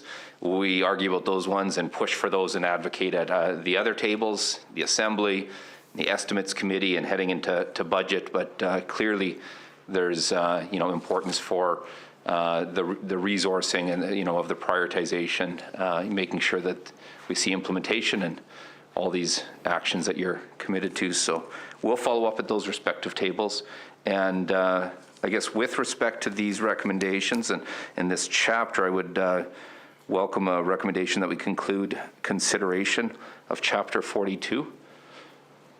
Deputy Chair Young moves. All agreed? That's carried. All right, we'll move along and turn our attention to Chapter 43, and I'll turn it over to the Provincial Auditor's Office. Chapter 43 of our 2020 report, Volume 2, on pages 303 to 306, reports the results of our second follow-up of the Ministry of Social Services actions on 4 recommendations made in our 2015 audit of its processes to minimize employee absenteeism. By July 2020, the Ministry implemented 2 and partially implemented 2 of the original recommendations. We found the Ministry provided supervisors with quarterly reports identifying employees with higher than average sick leave.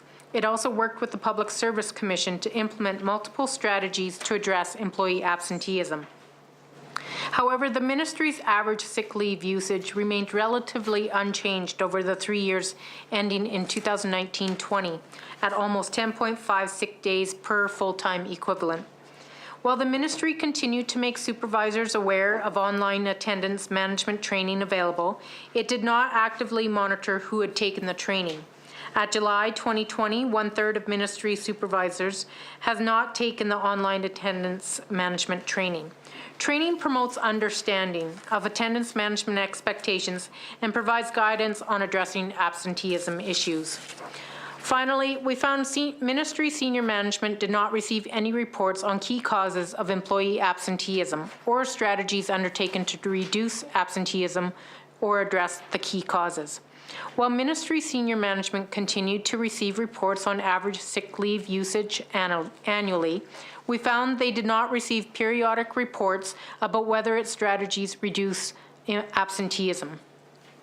Senior management receiving regular reports on attendance management strategies would help them understand causes for employee absenteeism and whether strategies are effectively reducing absenteeism. And I will now pause for the committee's consideration.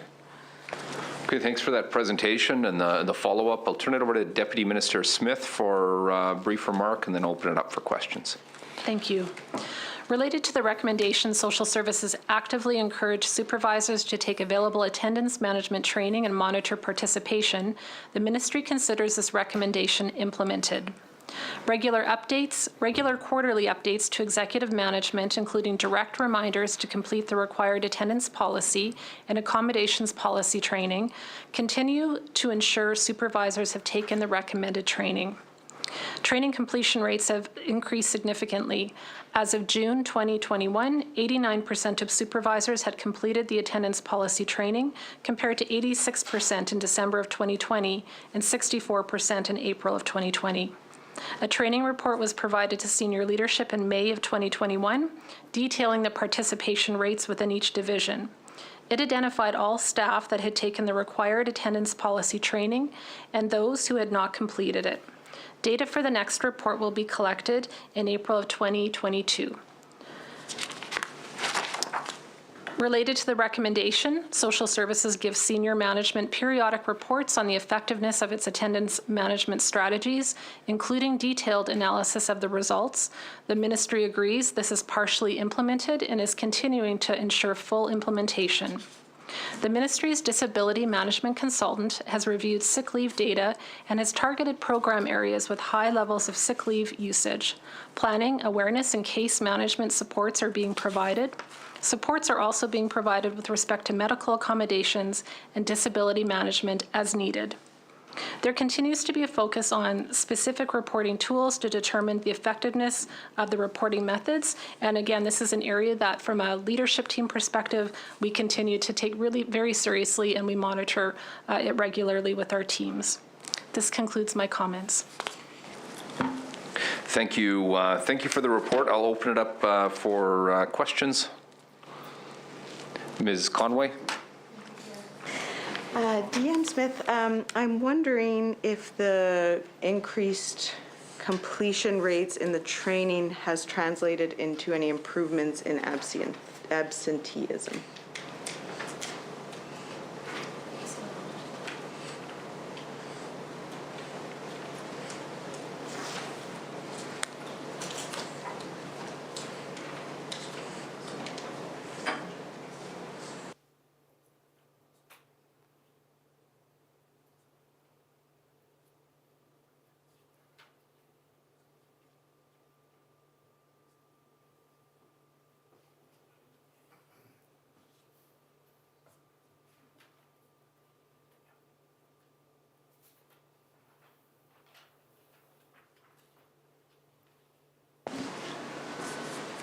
So thank you for the question. So I do feel that increased awareness, the training, the accountability for staff to take that training, I do think that has an impact overall. Just when we think about our workforce and absenteeism, sick leave. But I also don't want to draw too fine a point that we can say that the training effectively has had, the only impact, because I do think when I think about our workplace and I think about the things that impact sick leave and absenteeism or just culture generally, I think there's a number of different things that play into that. But that being said, we have seen over the last couple of years lower sick leave use than we had in previous years. And again, that was I don't want to call it a trend, but we've definitely seen an improvement in that area. And I do think that the fact that we've got some good training materials for our team, some support to help our managers and supervisors with those conversations, helping our teams understand, if they need supports or there's reasons that are keeping them from being able to be at work, I do think that has an impact overall just on the workplace, the workforce, and culture and engagement. So absenteeism has been improving in the ministry over the past couple of years? So in terms of I guess the data that I'm looking at is really around that sick leave time, because that's typically what we associate with people being away from work, and that has improved over the last couple of years. Sorry to interrupt, even post-COVID, has COVID had any impact on that?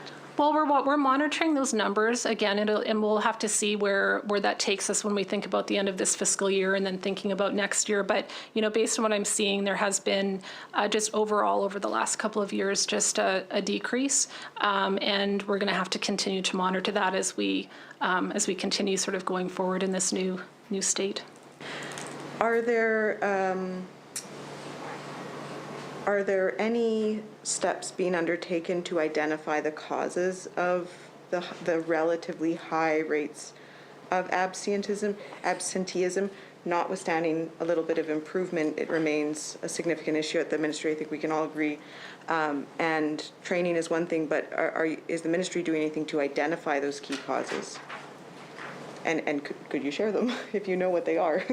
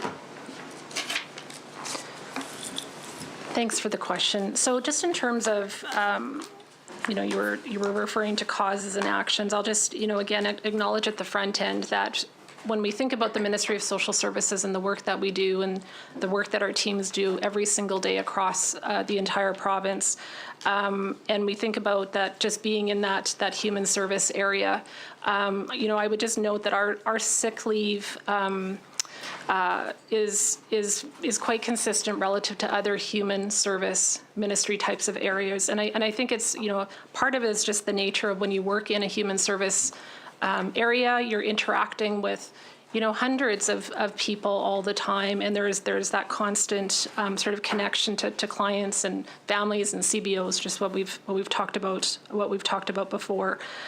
So when we think about it for our workplace, when we think about our staff, and we just think about sick leave, I think it's also important to note, part of that sick leave too, there are times when employees need time away to be able to go to a medical appointment. And so some of those reasons as to why a person has sick leave, it could be for preventive reasons. It's not always because they're sick, but they're trying to actually prevent being sick. And so that's included as a part of those numbers as well. And that includes other medical appointments and dental appointments and things like that. So that's just something that I wanted to flag for the group. In terms of just as a ministry, again, being a human service ministry, one of our primary focus is on our teams and our staff, and around that culture and around that engagement and creating that environment where there's good teams, good connections to one another, and people are feeling supported at work. And we do have a number of initiatives that we undertake within the ministry. We have a number of initiatives that we undertake as a part of the broader public service in terms of programs like Be at Work. Again, that's another program where it helps provide supports to both staff and to managers to help with those conversations if people need that kind of support. We also, within our ministry, we do have, as I had mentioned in some of my comments earlier, we do have a disability management consultant. And again, that's a choice that the ministry is making in terms of ensuring that we've got some resources that is able to focus on some of these areas and these metrics to help us look at prioritizing if there's certain areas that we need to focus in on. That's where we use the kind of information and, again, support that we get through that position. Within our ministry, particularly over the last couple of years, we've really focused a lot of, I would say, conversation and attention around not just physical health, but psychological health as well, and mental health and well-being. And we've spent a considerable amount of time with our teams on an initiative called Not Myself Today. And really the intent around that piece is creating an environment for our teams to be able to feel comfortable talking about how they're feeling, talking about their mental health, talking about that in a way that they feel, again, supported at work. And when I reflect sort of back on, in the previous times when maybe there wasn't as much conversation and dialogue around mental health, I would say that as a ministry, that is one of our sort of key priorities that we've taken, particularly in the last couple of years, in terms of encouraging that conversation, having different types of again, programs available within our ministry that our staff can access. And I would also say that even just in sort of conversations and messages coming out from myself and from others as a part of the senior leadership team, we are continuing to encourage that conversation about mental health and wellness, and in making sure that we're providing supports and direction to staff that if they do need assistance, they're able to access the Employee and Family Assistance Program and those kinds of things. So again, from my perspective, it's not just one sort of action that we take. It's really looking at a series of actions that we really focus in on, and then ensure that we're taking steps to follow up and focus on our staff. Thank you. And that was actually going to be my next kind of line of questioning is what was in place to support the mental health of staff, because of course there's no question this is very difficult work, especially for your frontline staff. We hear a lot about compassion fatigue and the like. So I guess I'm wondering that consultant, that disability consultant, was that a new change? And then have there been any increased investments, I guess, in what kind of mental health supports are available to staff? I think it's really good to be able to have a conversation to talk, to address that stigma piece. But then when staff aren't feeling great, is there anything more in place materially to assist them? That would be my follow-up question. And then I mean, retention is likely outside the scope of the auditor, but the other side of the head of this coin of absenteeism is retention issues, and of course that's been an issue with the ministry. So I think by addressing some of those issues, it will also maybe have the impact of addressing the retention issue as well. Thank you for your question. You had asked about the disability management consultant position. So that position, I believe, has been in place for a few years. So I wouldn't say that it's new as in the last year or so. It's been in place for a few years.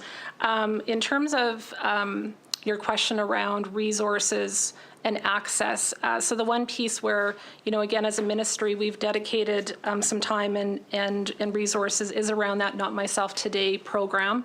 And what that does is it gives staff direct access to materials.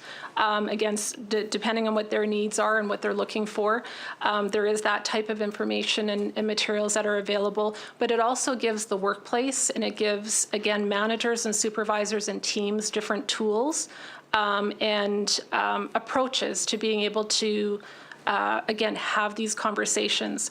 I think what I would also note is when I think about some changes made to the Employee and Family Assistance Program this past year, but that would be on behalf, that's for government as a whole.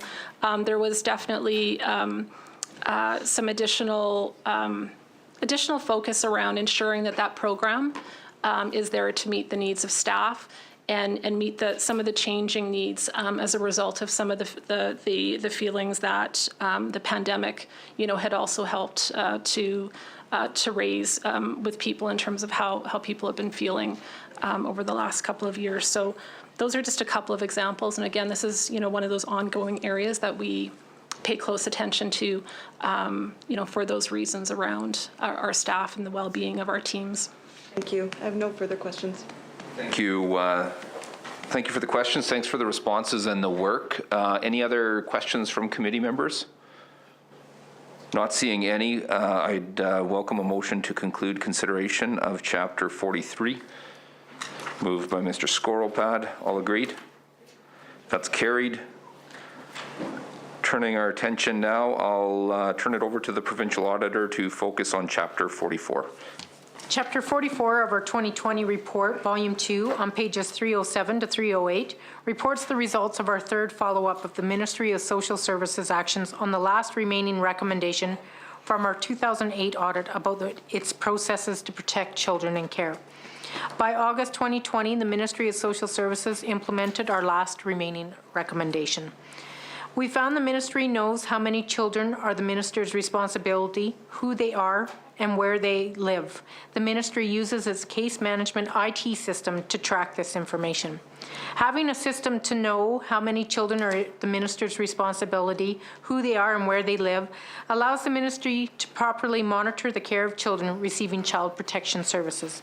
I'll now pause for the committee's consideration. Thank you. Thank you for the presentation. I'll turn it over to Deputy Minister Smith, and then we'll open it up to any questions. Thank you. I will just note that we don't have any further comments at this time, given that the auditor noted that the recommendation is implemented. Thank you very much. Any questions on this chapter? No. Thank you. Okay. Mr. Friesen, you have any? All right. Moving along then, I'd welcome a motion to conclude consideration of Chapter 44. Mr. Friesen moves. All agreed? That's carried. We'll move along to Chapter 29, and I'll turn it over to the Provincial Auditor's Office. Chapter 29 of our 2020 Run Report, Volume 1, on pages 279 to 280, reports the results of our second follow-up of the Ministry of Social Services actions on the last remaining recommendation from our 2016 audit about its processes to protect information in the Lincoln system about children in care. By November 2020, the ministry fully addressed the remaining recommendation. The ministry established a plan for keeping the Lincoln system up to date to protect it from known security vulnerabilities and is carrying out that plan. We found the Lincoln system was up to date and supported at November 2020. The ministry uses Lincoln, an electronic case management system, to support the delivery of its programs and services for children in care. Lincoln contains confidential information about children in care and their families. Keeping business-critical systems like Lincoln up to date makes them less susceptible to compromise and failure. I will now pause for the committee's consideration. Thank you very much. I'll turn it over to Deputy Minister Smith and then see if we have any questions. Thank you. Again, the ministry has no further comments. As the provincial auditor has noted, the recommendation is implemented. Thank you. Thanks for those comments for all those folks watching at home, and we know that's many.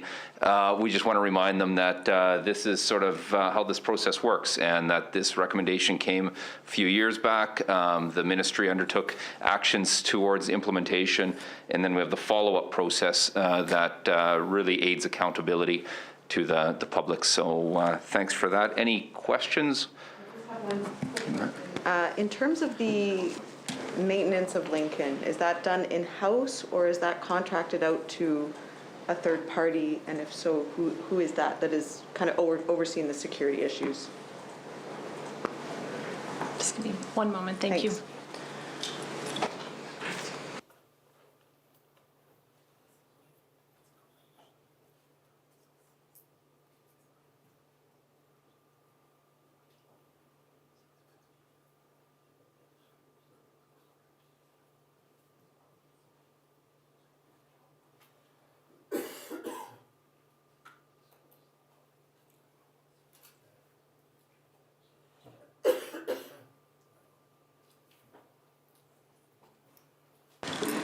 Thanks for the question.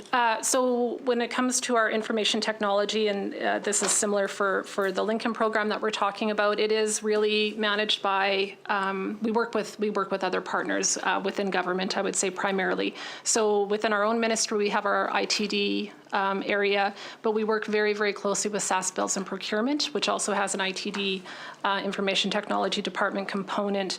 And then depending, we have our third party sort of information technology, like the people that support the software. So we effectively have that partnership with a third party, but it's really government and the groups that I spoke to that take those steps to identify and prioritize and make those decisions with what needs to happen with whatever systems we're talking about.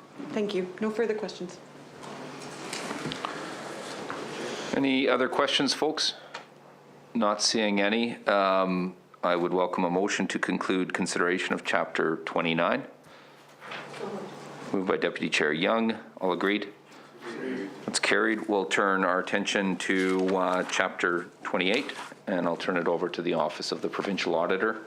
Chapter 28 of our 2021 report, Volume 1, on pages 277 to 278, reports the results of our fourth follow-up of the Ministry of Social Services actions on the last remaining recommendation from our 2013 audit about its processes to place the minister's wards in permanent homes. By December 2020, the ministry implemented our last outstanding recommendation. The ministry places permanent ward children on its central adoption registry within 120 days or has adequate reasons for the delays. And I will now pause for the committee's consideration. Turn it over to the Deputy Minister Smith. Thank you. I don't have any further comments on this one as well, just given that it's been noted that it has been implemented. So thank you. What a wonderful report. Any further questions from committee members? None for me. All right. Well, listen, I guess we'll look for a motion to conclude consideration on Chapter 28. Looks like Mr. Nerline has moved. All agreed? That's carried.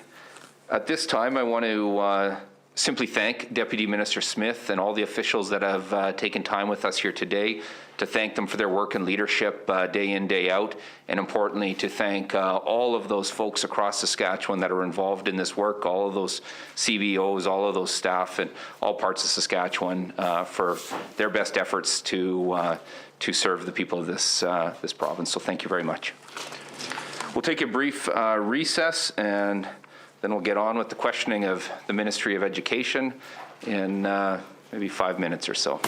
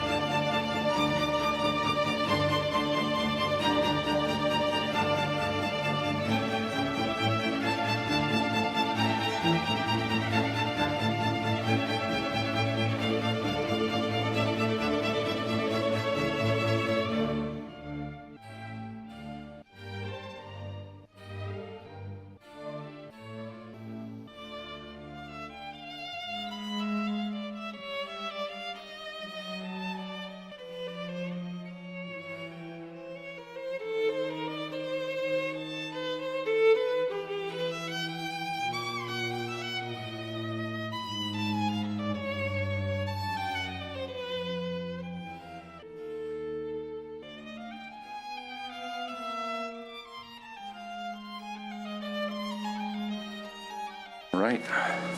Okay.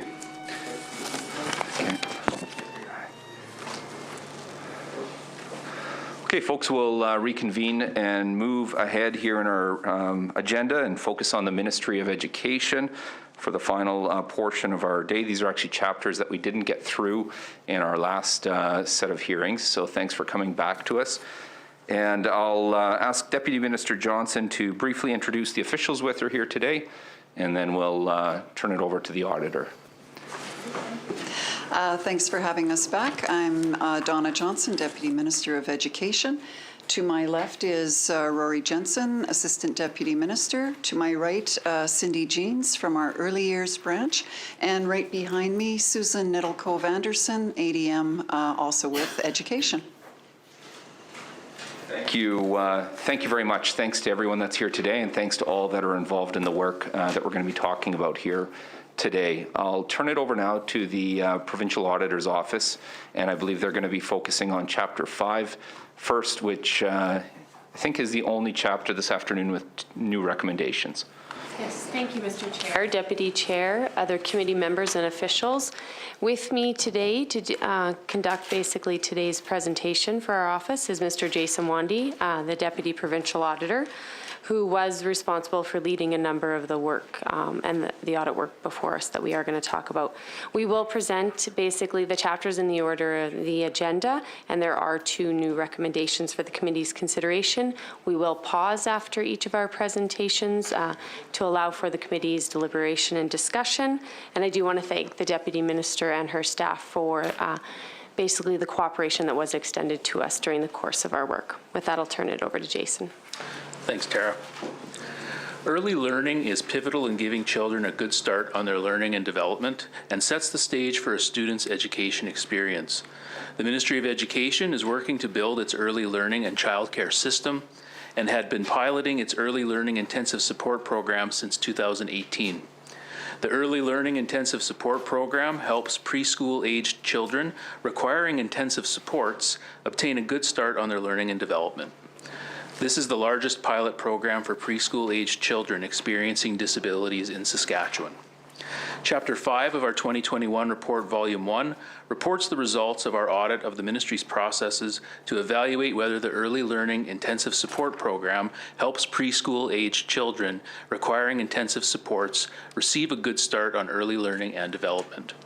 For the period ended December 31, 2020, the Ministry of Education's processes were effective and provided a good foundation for future evaluations, other than in the areas reflected in our 2 recommendations. My presentation will focus on these 2 areas. Our first recommendation is on page 44. We recommend the Ministry of Education periodically collect sufficient data to enable future assessments of all expected outcomes related to the Early Learning Intensive Support Program. We found the Ministry had a clear and well-designed plan to review and evaluate the Early Learning and Support Program, but it did not plan to collect sufficient data in 2 of the 4 key areas: individual child progress and fluid transitions to school. The review process set out questions to ask. However, the questions collected limited information about individual children's progress, and the questions collected information primarily from the perspective of the parent. The survey included only 1 question about the children's transition to kindergarten. Without collecting information for all key areas, the Ministry is unable to determine whether children with intensive needs participating in the program receive sufficient support to learn and develop. On page 49, we recommend the Ministry of Education regularly collect information about school divisions' actions to address the challenges identified in reviews of the Early Learning Intensive Support Program. The Ministry identified challenges associated with the program and met with school divisions, but the Ministry did not monitor whether the 4 school divisions that were part of the program identified specific actions and carried out those actions to address those challenges. In addition, the Ministry did not require them to clearly establish timelines for their actions. Not addressing challenges identified in program reviews increases the risk of the program not improving and meeting the learning and development needs of children with intensive needs. This in turn may result in the pilot program not being successful in increasing children's success in school and in life. I will pause now for the committee's consideration. Thank you for that presentation, the focus of this report, the new recommendations. I'll turn it over to Deputy Minister Johnson for brief remarks and then open it up for questions. Thank you. The Provincial Auditor's report has certainly been welcomed by the ministry. We have accepted the auditor's report and we appreciate the effort and detail that they put into their review. As they have noted, we have 2 outstanding recommendations, and the auditor has described those. In our status update report to the committee, we've identified the steps that we've taken so far. We are certainly happy to speak in greater detail to those steps as you've seen described in the status update report. And so at that, I think I'll just pause and be happy to take any questions that there may be. Great. Thank you very much for that presentation. Thanks for the status update as well that was supplied to this committee and tabled at the last when we met in January. I'll open it up now to members for questions. Ms. Ritchie. Oh, thank you, Mr. Chair. Maybe just I would appreciate if you could maybe further elaborate on those measures taken to address the shortcomings in the auditor's report respecting monitoring individual children's progress and ensuring a fluid transition. Could I maybe just start there? Yeah, for sure. So, with respect to the first recommendation, as the auditors noted, we have collected data through the survey, but there is more work for us to do. So what we have done since the auditor's report is that we have reviewed the surveys that were provided to and completed by teachers, the support staff, and parents.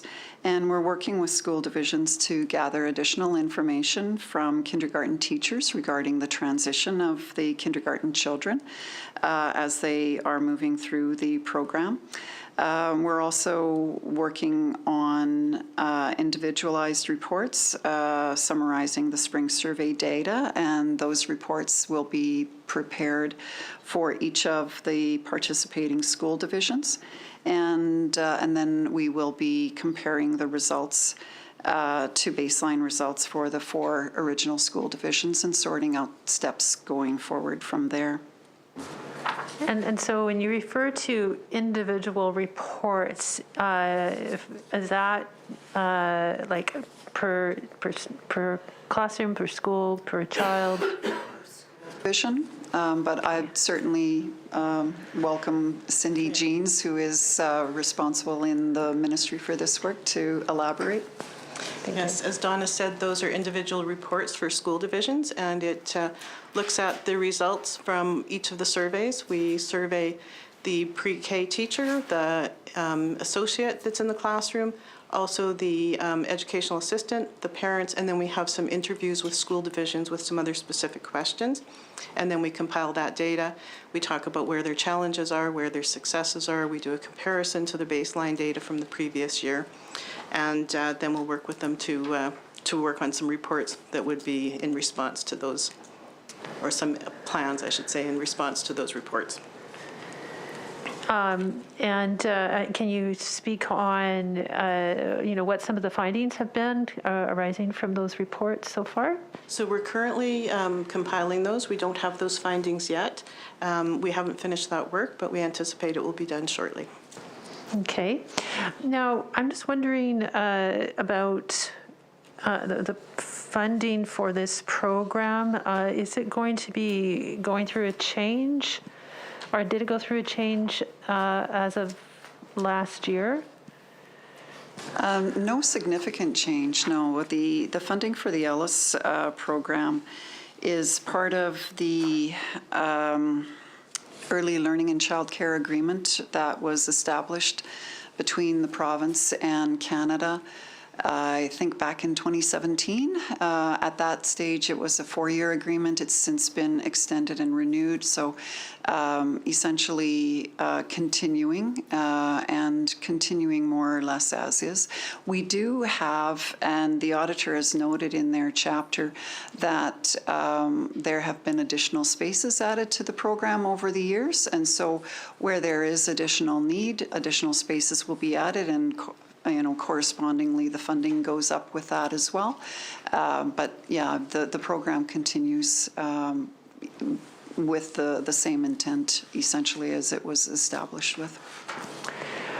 And how many spaces are currently part of the program? 242, I believe, unless it's gone up since then. No, 242 spaces. Okay, and then just to clarify, that's for the region that that is sort of the focus of this audit. Well, in 2020-21, there were 242 spaces in 23 school divisions that were accessing funding through the program. Of course, when we first started the program in 2017-18, we started with 4 school divisions. And at that time, we had 120 spaces. And the auditor has noted this in her report on pages 37 and 38. Okay. Okay, and also there is a fraction of pre-K children with disabilities that participate in this program. What are the plans to provide more children, or are there more plans to provide more children with supports through the program? Well, I'll turn it over to Cindy for that response. Thanks, We're Cindy. currently looking at some of the federal funding through our agreements and considering an expansion to this program. We have had meetings with school divisions, and they have indicated that there is a need for some additional spaces, and we feel that we can be responsive to that. So would you be aware, or do you track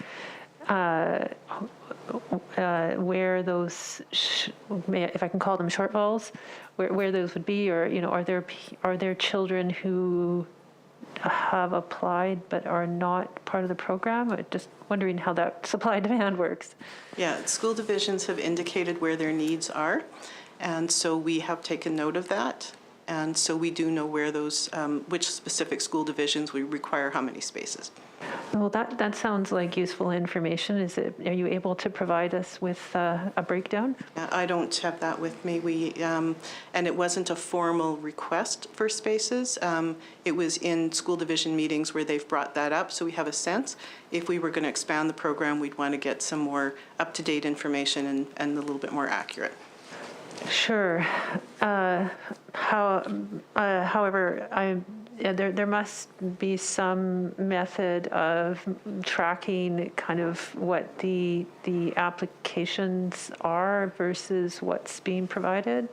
We currently gather information around enrollment, so the children that are enrolled, not necessarily if there's an unmet need.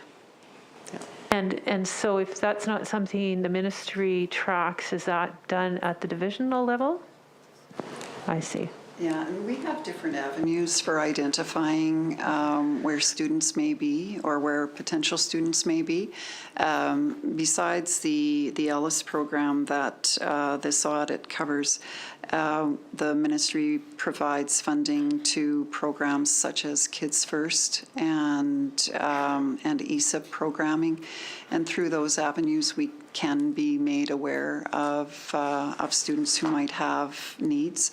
So again, once those students attach to the school divisions, and so essentially once they are old enough to be part of a school division, they can be made known to us at that time and worked into the program overall.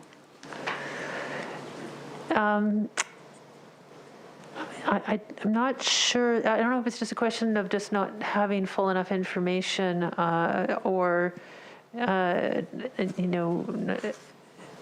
or just needing a response more. But I guess I'm expecting more, not accountability, but would it not be reasonable to think that the ministry would have a better idea of how well it's meeting the needs across the province, whether it's through this program or related program, and be able to identify if there's, a shortfall and plans for addressing it?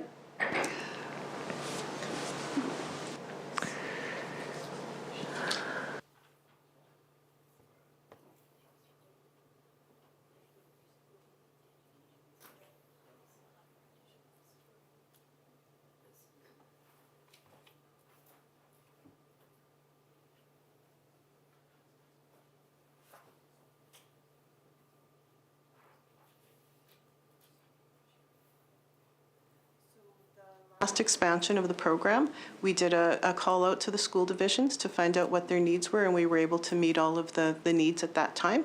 So all of the requests for spaces were granted. And was that sort of a point in time call, or is that part of a regular ongoing assessment? That was a point in time call, yeah. Any idea of when you might plan to do that next? We're exploring that right now to see if there's funding available and if there's a sufficient need to do an expansion. Oh, okay. So is this tied? How is this tied to the funding? Like, you mentioned the funding, so explain to me how that impacts on the service delivery. Well, I think, as I believe Cindy's mentioned, the ELLIS program is a program where we provide funding to school divisions so that they can meet the needs of these students. So it is essentially provided on more or less a per student requirement. And so to that end, we would be looking at our agreement with the federal government and sorting out of all of the funding that we receive through that agreement, how it's being spent, and whether or not there's any uncommitted dollars in that agreement. And then if there is room, we would expand the program. But again, because it is part of our Fed-Prov agreement, any changes in the programming or the way in which those funds are spent does involve us consulting with our federal counterparts and making sure that they're in agreement with any adjustments to the funding. And so we would go through that process with the feds on an annual basis, and sometimes more often than once a year.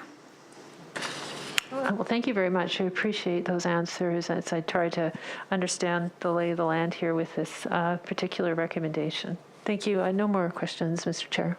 Thank you very much. Any other? Deputy Chair Young. All the school divisions in the province have ministry-funded pre-kindergarten programs, but not all school divisions utilize the I program, as I understand it.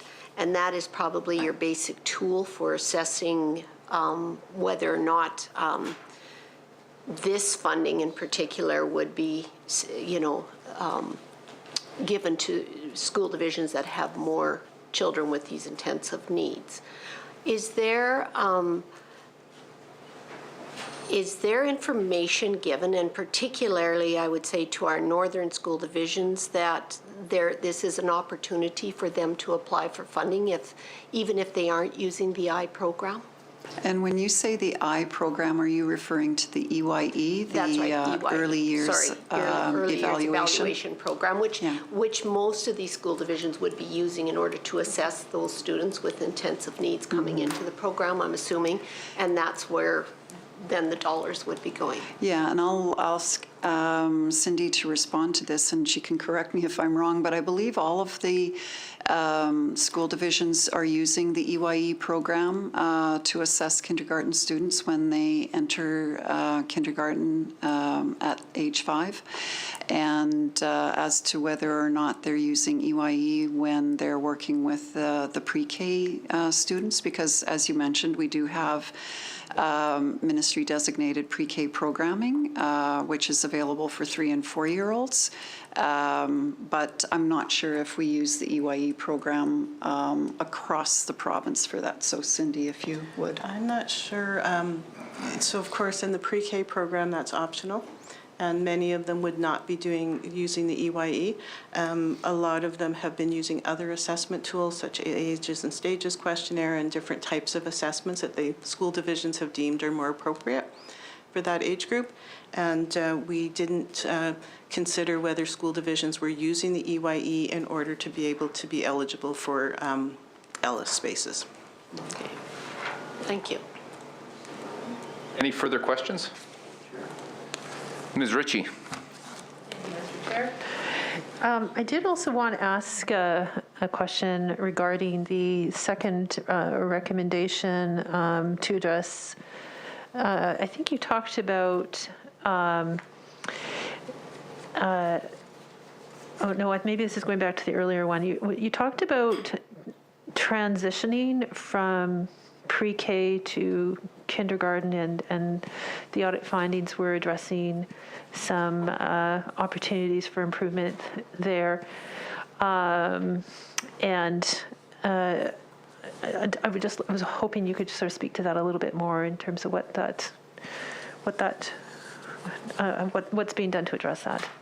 Cindy, go ahead.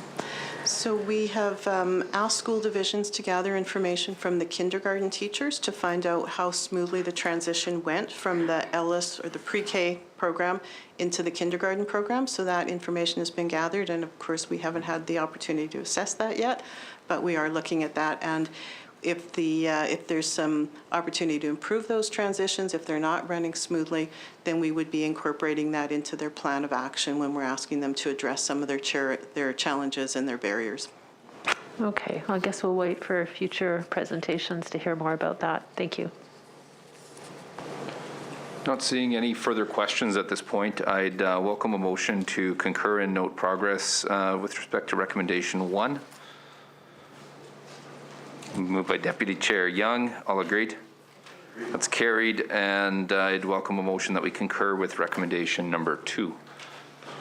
Moved by Mr. Nerline. All agreed? That's carried. Okay, we'll turn our consideration to Chapter 12, and I'll turn it over to the Provincial Auditor's Office. Thank you, Mr. Chair.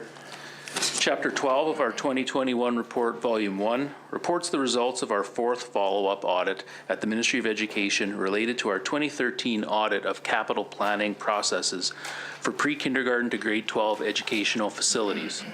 We initially made 8 recommendations. Only 1 recommendation remained outstanding. Use of targets, such as desired school utilization rate or a facility condition index, would help the ministry to evaluate the success of its strategies, including determining whether the strategies reduce risks such as poor maintenance of aging schools and student overcrowding, to the extent intended.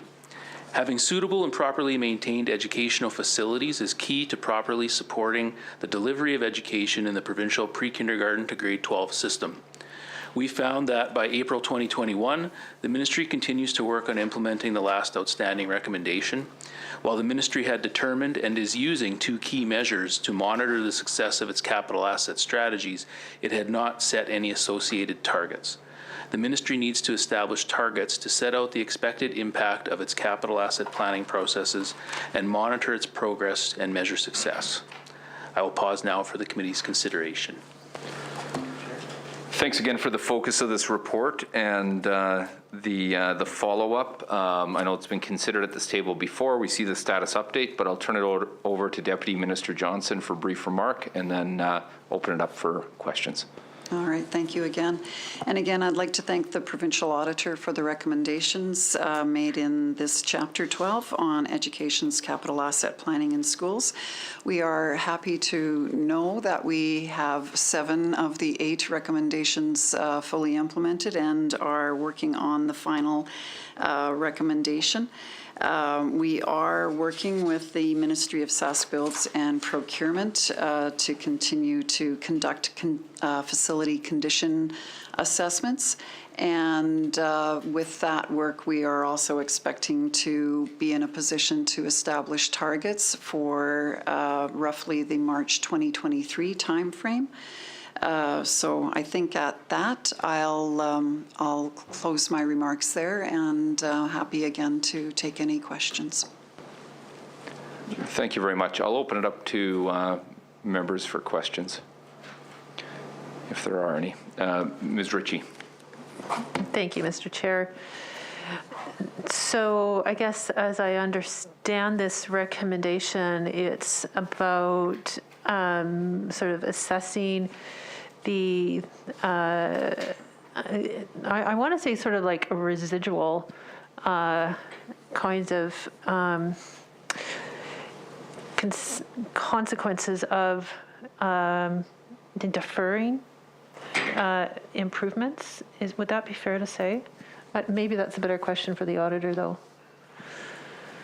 It's really about establishing targets so you can figure out, I think, whether or not your plans and strategies are working as you intended. So it's probably more about supporting the plans for maintenance, and then, yeah, are they coming to fruition as you intended? Okay. So kind of having a baseline to know where are we trying to go, what should we prioritize first, right? And what should we sort of do each year? Right. In that longer term vision, I think, from that maintenance standpoint. On a risk-informed basis. Correct. Probably then driven safety. by the facility condition index that she indicated that they are now tracking, and then trying to figure out what they should, yeah. Okay, I see what you're saying. Thank you for that explanation. So, so in 3.1, you indicate that we have there's measures of us, sort of preparing that plan, but is it assessing the are you also assessing the success of the capital strategy itself in terms of the targets that have been set, or is that part of a different program? I think that would be part and parcel of this. Okay. To put it into context, over a number of years, the ministry has been reviewing the way in which it works with school divisions to manage the investment in capital assets across the province. And in the work that we've been doing, we've been taking a look at the ministry guidelines and expectations and the ministry's capital policy.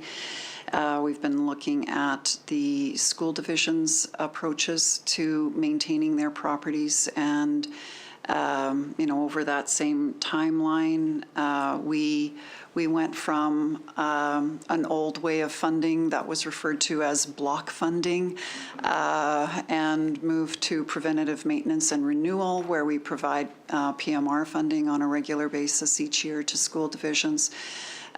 So there's been a number of different pieces of work, I guess, that went into the development of the capital policy and the capital strategy.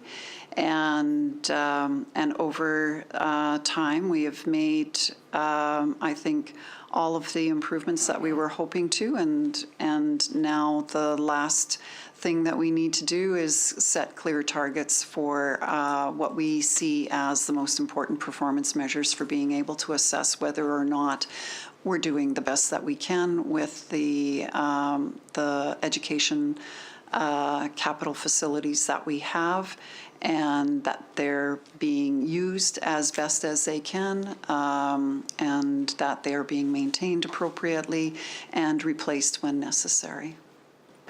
Okay, well, I think I'd like to sort of understand that a little bit better in terms of, I assume you'll kind of categorize priorities based on some set criteria, and then projects move forward based on a severity index. Would that be correct? And I think that's, in general terms, that's correct.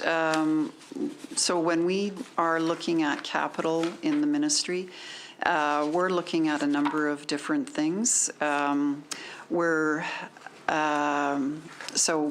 Just digging into the ministry's capital budget for a minute, we have funds that go towards replacing schools. We have funds that go towards building new schools when enrollment growth is such that new schools are required. We have funds that go towards preventative maintenance for regular maintenance of schools. We have funds that are designated particularly for relocatable classrooms.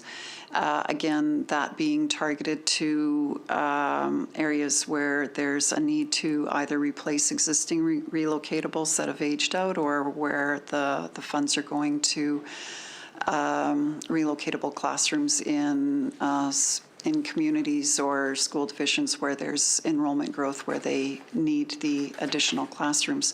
So with all of that, we do take a look at different sets of criteria for how all of those dollars get allocated out to the school divisions. So going back to how you described the way in which we're allocating funds, I would say that's a good way to describe how we assess the applications for replacement or new schools.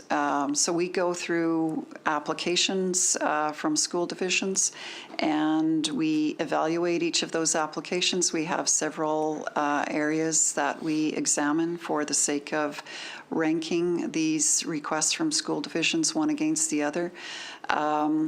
OH&S, or health and safety issues related to schools, is always our top priority. It's given the most significant weight, because we want to ensure that if we have a school out there where there are health and safety concerns, that those health and safety concerns are addressed first and foremost.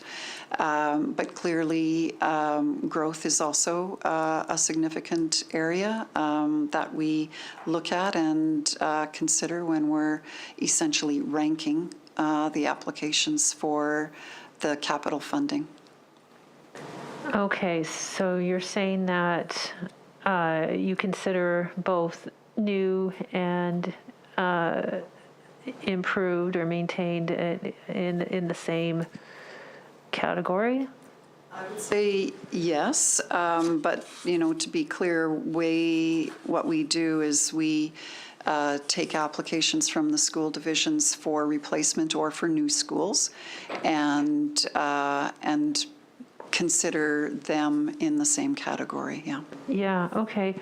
And then just for clarification, so this is sort of an intake process.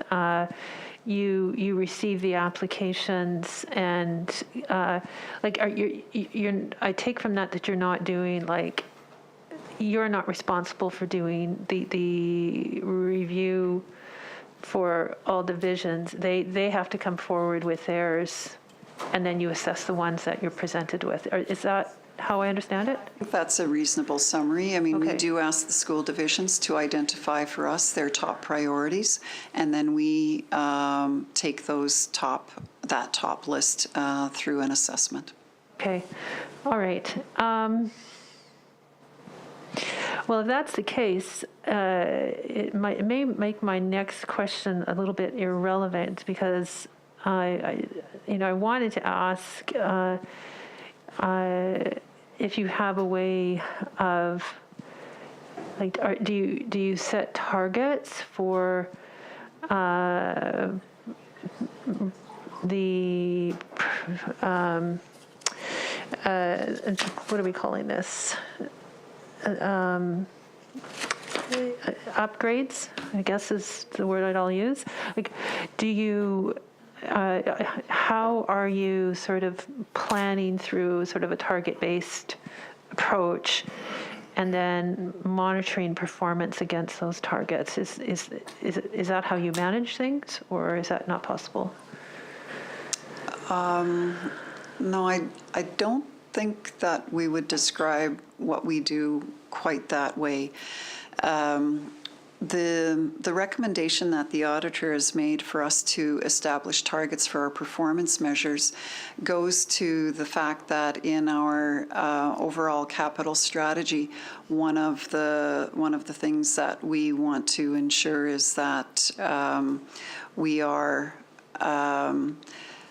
considering a number of factors when schools are making applications for either replacements, the major capital stuff, the stuff that's over $10 million, so either a replacement school or a new school. And so one of the things that we consider besides health and safety in that evaluation is school utilization. So we want to know that when a school division comes in saying, I need a school in this neighborhood, that if they have a school 3 kilometers away that is underutilized, that we're taking that into consideration when we rank their project against a project from another school division that has some needs, but has needs with a different set of circumstances. So, it's so the setting of the targets for things like facility condition index or utilization comes down to helping us sort out what kind of programming or funding changes we might need to make in the future in order to ensure that we have a sustainable capital infrastructure overall for the long term. Okay, I've just got sort of one more set of questions related to this. Thank you for the answers thus far to help me sort of understand, the process.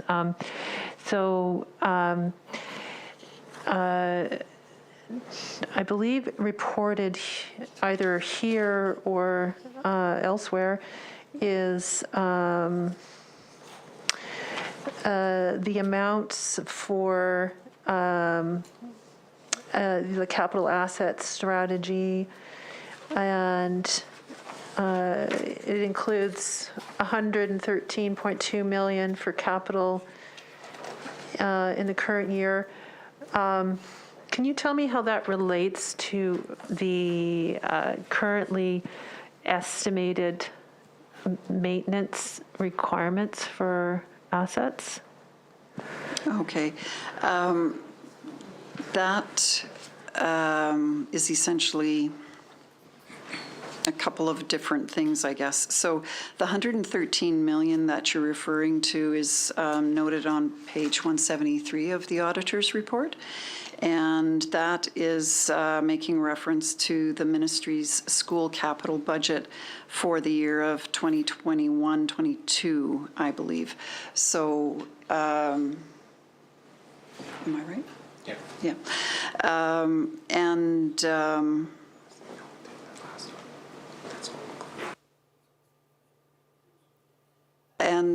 when we look at the budget that we have, sorry, I'm going to just be right back with you.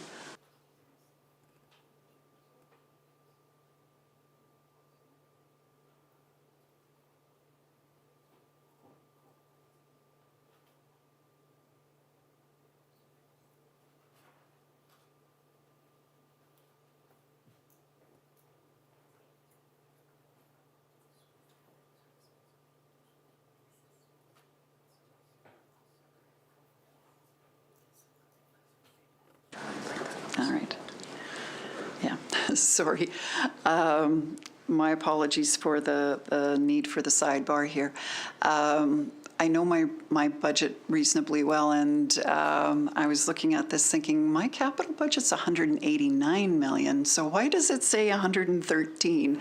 But as I read a little further on in the sentence, we add these two numbers together, 113 million for school capital and 76.7 million for maintenance, and we get our 180-some million dollar budget.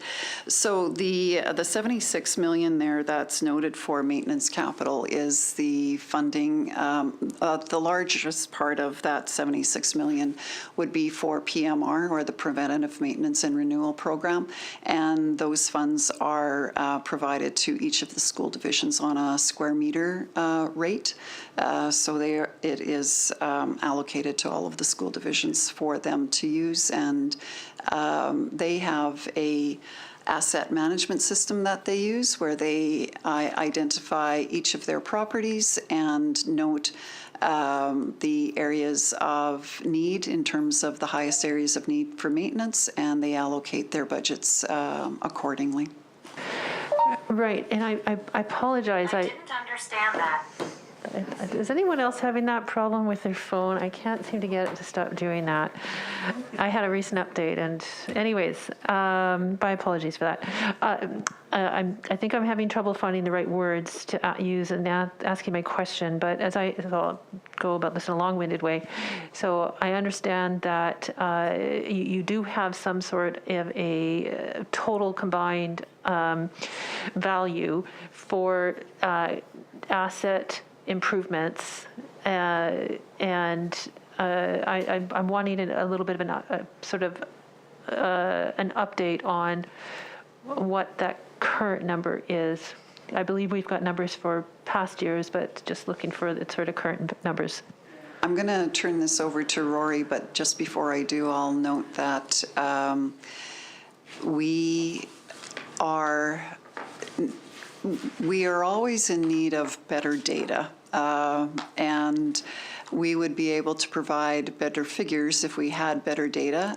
When it comes to identifying essentially the cost of bringing all of the school properties into good or great condition, that would be predicated on us having current facility condition index information for all of our buildings. And to do that, we need to have facility audits conducted on the buildings. And right now, we do perform facility condition audits on the school buildings, but we provide, I believe, 1/5 of our schools are audited each year. So over the period of 5 years, there is a refreshed facility condition audit conducted. So the information that we have on our buildings is always current for 1/5 of them, and 1 year out of date for 1/5 of them, and so on. So it's generally good data, but it's not great data. And having said that, I'll now turn it over to Rory to finish answering your question. Yeah, as Donna was referencing, most current data where we have complete data is from 2018-19. And we took a bit of a pause for a year or two while we refreshed the methodology that was used to calculate facility conditions. We found that the old methodology wasn't giving us an accurate picture, and it was a bit inconsistent with the broader government methodology. So right now I believe we are just finishing year 2 of the refresh of all of our facility condition index audits. So we're working with the Ministry of SAS Builds and Procurement to complete those audits, and I believe we have 7 planned for next year, 7 for the following year, and then the remaining 9 school divisions will receive their audits in the year after that, and we'll have a complete picture, up-to-date picture. But as Donna mentioned, that information is coming from, so we'll have an accurate picture for 1/5 of the school divisions, but it'll be a 5-year rolling. That information comes from inspections of schools, as well as Donna mentioned, school divisions using their asset planner to identify potential maintenance items that they need to complete and the estimated cost of those. So we have access to that asset planner as well. So that's generally where this facility condition and projected maintenance dollars comes from. So right now, as the auditor mentioned, we're working on determining what an appropriate target is for school divisions. And as school divisions go through their facilities, they evaluate where their pressing needs are, and they submit those plans to the ministry to evaluate and review. And targets, as the auditor has mentioned, targets for those facility conditions will help us better evaluate those plans to make sure strategies where be it the major capital renewal strategy, a preventative maintenance strategy, a relocatable strategy, really address what we're intending those to address, and help us make sure that we have sustainable school infrastructure in the province. I appreciate that explanation. I wonder, though, if you could just provide me with a current value based on where you are in that 5-year cycle. That on the top of my offhand, we will endeavor to provide that to the committee on. We will have potentially 1/5 of an accurate condition, so we'll endeavor to get that for the committee. Thank you very much. Appreciate that very much. I have no further questions, Mr. Chair.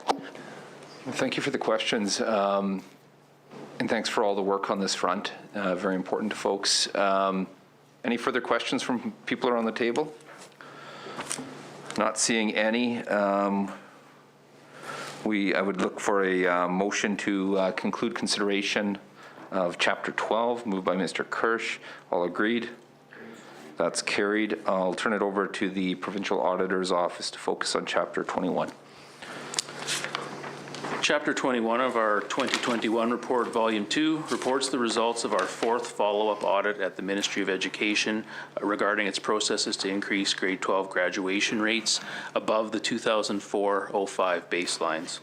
We made 10 recommendations in our 2012 audit. There was only one recommendation outstanding for our follow-up.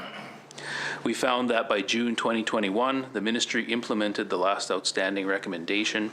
The ministry analyzed each school division's 2019-20 annual report to determine whether the 27 school divisions used effective strategies to improve grade 12 graduation rates.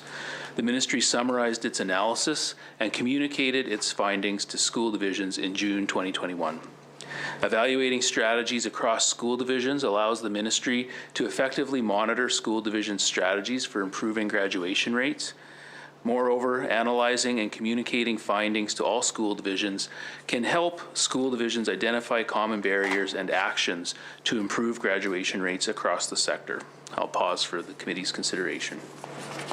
Well, thank you very much. I know these recommendations have come before this table before, and we've had lots of discussion on them. It's wonderful to see the implementation on this front.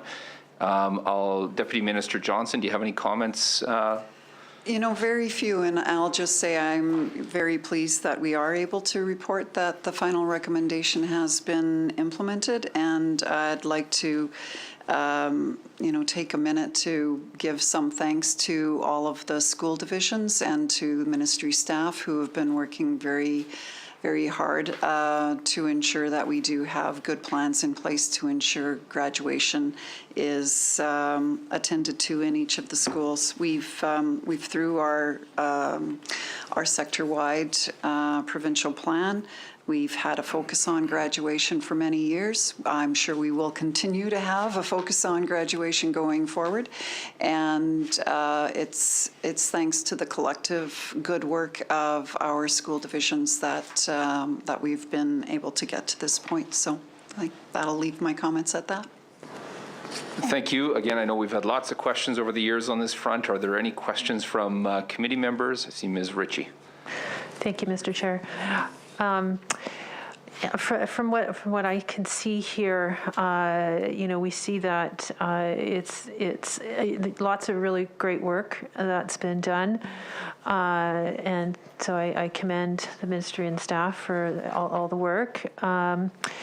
However, it does appear that it has taken the better part of a decade to, and correct me if I'm wrong on this, but it's my understanding that it's taken us about a decade to get about halfway to the sector goal for graduations, and that one would assume was, the low-hanging fruit, and no doubt will be more challenging as things move forward.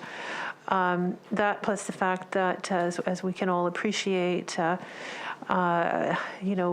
educational attainment rates, graduation rates, literacy rates, all those things continue to be more and more important in an increasingly complex world of, innovations and needs for high levels of skill development in order to be successful in the workforce, et cetera. So could you perhaps maybe give us a little bit of a high level in terms of what the plan will be for moving forward in achievement of those goals that have been set? So I think I'll start just by commenting that the provincial auditor's report in this area is not, it's not, wanting to pick my words appropriately here. It's not about checking whether or not we've achieved targets that we set out in the sector plan. It's about checking whether or not our sector plan is supported by a good framework and process. And I think what the auditor has noted is that we do have a good framework, we do have a good process in place. We are working with school divisions. We're ensuring that they have the data that they need to put graduation improvement plans in place for students in their schools, and that they are sharing best practices back and forth, and that the ministry is supporting them in doing that and many other things that that school divisions will do, and that each individual school will do as they are working with their students who are in high school and preparing to graduate. And there's many elements that are considered in all of that. There's so much work that goes into, as every parent around the table will know, there's so much work that goes into taking a child from birth to successful graduation. And sometimes sometimes the variables that are involved in achieving successful graduation are in the control of the schools, and sometimes they are not. More often, many times, those variables that will impact whether or not a student successfully graduates are not within the school's realm of responsibility. But what we have here is, I believe, a very good framework of working with the school divisions, establishing plans with the school divisions as it relates to graduation, and certainly, back to the comment that you made about low-hanging fruit and the amount of time that it's taken us to get to where we are in terms of graduation outcomes. I would just offer that, when we first created the education sector strategic plan back in 2013, 2014, we had some very aspirational goals. it's, I think, quite remarkable that we've achieved the level of improvement in the graduation rates overall. And it has come, again, at the hands of the very hard work that's been done by the superintendents and the principals and the teachers and all of the staff in the school divisions who are working directly with students and ensuring that those students do have graduation plans and that they're using things like My Blueprint, which is one of the programs that we offer through the ministry province-wide, so that students can look at potential careers and create pathways for themselves to get from where they are in grade 9 to where they want to be when June rolls around in their 12th grade. So I'm not sure if that answers your question or not, but happy to respond if there's another one. Well, thank you for that, and I don't mean to disparage the good work that's been done up to this point. I appreciate that you're working in I'll call it a supportive role. I mean, the work is happening at the divisional level, so I guess I would just ask, sort of like, with everything that's been done thus far, and the framework that you've put in place to support the schools, what is seen sort of as that focus for the ministry to continue to support the divisions what do you see sort of as next steps? Just, and it's sort of such a good line of, like, such an important area, we could dedicate a lot of time to it. What I think we're maybe delving into a bit is just more into the forward-looking aspects of very important work, very important questions. But I think that with the focus of the chapter and a bit of the mandate of the committee, sort of doing the assessment of the after-the-fact audit and have targets been met and what has been that performance, how, what have those programs and processes looked like. I think we're stretching it just to get into the piece that should be a really good discussion, around this table here in an estimates time and in a policy field committee. So I might urge us to sort of just be more focused on sort of what's been measured to date and questions around that. And I know there's been lots of discussion on this very chapter at this table and others in the past. Oh, okay. Well, thank you for that, Mr. Chair. I'll maybe hold my questions at this point, and nothing further at this time. Thank you. And they're good and important questions and conversation as well. Any other questions with respect to this chapter at this time? Not seeing any. I will entertain a motion to conclude consideration of Chapter 21. Deputy Chair Young moves. All agreed? That's carried. We'll move along now to Chapter 22, and I'll turn it over to the Office of the Provincial Auditor. Thank you. Chapter 2022 of our 2021 Report Volume 2 reports the results of our 5th follow-up audit on the ministry's processes to achieve compliance by school divisions in delivering student instruction time as required by the minister. We originally made 6 recommendations in our 2009 audit, and 2 recommendations were outstanding for this follow-up. We found that by September 2021, the ministry had made limited progress in implementing the remaining 2 recommendations. The ministry continues to actively monitor overall instruction hours required for school divisions. School divisions submit calendars and the ministry reviews these. In May 2021, the ministry started a process to request a declaration from school divisions regarding meeting instruction hours for core study areas. This process resulted in 15 of 27 school divisions indicating they would not meet the core instruction hours. In our testing, we identified that 1 school division did not respond, and only 1 of 4 school divisions we tested provided sufficient support that they were meeting required instruction hours. The ministry met with school divisions in August to discuss updating instruction hour guidance. However, the ministry had not instituted a process to follow up and address school divisions that are not complying with core subject instruction hour requirements. Monitoring core subjects' instructional hours is important to ensure that school divisions are providing students with required instruction time, which increases student understanding in core subjects and can increase their overall success. Lack of processes to address identified noncompliance with core subject instruction hour requirements increases the risk of continued shortfalls and not addressing root causes. I will now pause for the committee's consideration.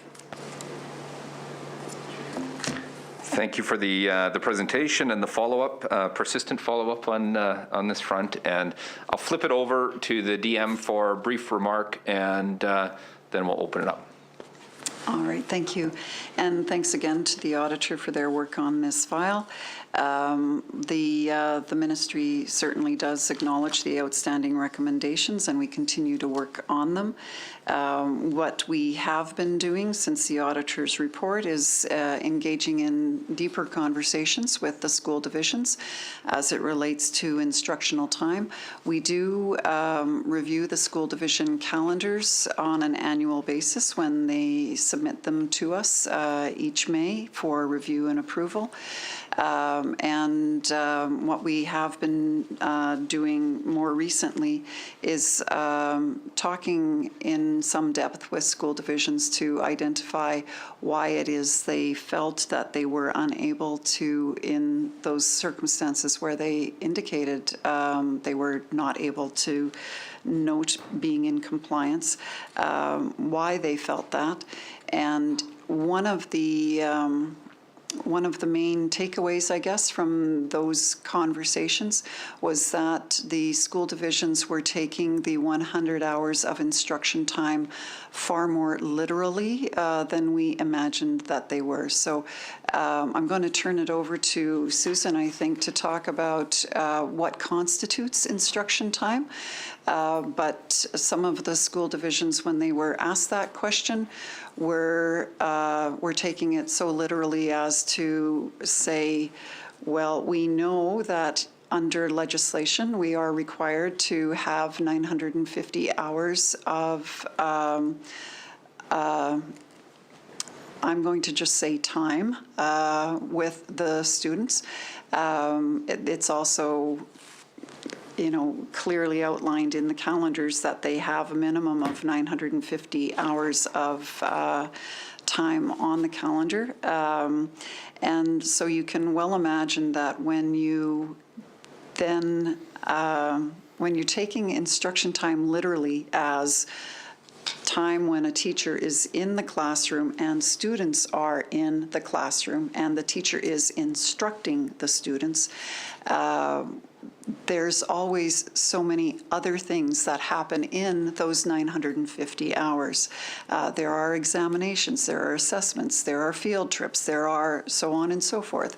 And they had been responding by taking the instruction time label very literally and defining it that narrowly. So anyway, I'll pause there and turn it over to Susan if there's anything more for Susan to add. Sure, I'll add a little bit. Thanks, Donna. Yes, as Donna mentioned, when we think of instructional time, instruction definitely happens when you're interacting face-to-face teacher to student, but the learning opportunities are available beyond that. So when we think of class trips, band concerts, choral concerts, guest speakers, going out and participating in an inquiry, doing your own type of a project outside of school hours, work experience program. So all of those are considered instructional moments, learning moments. And so in conversations, as Donna mentioned, with the directors of education, we found that their definition of instructional time was very, very literal. And so we were able to have a conversation with them to help expand that understanding.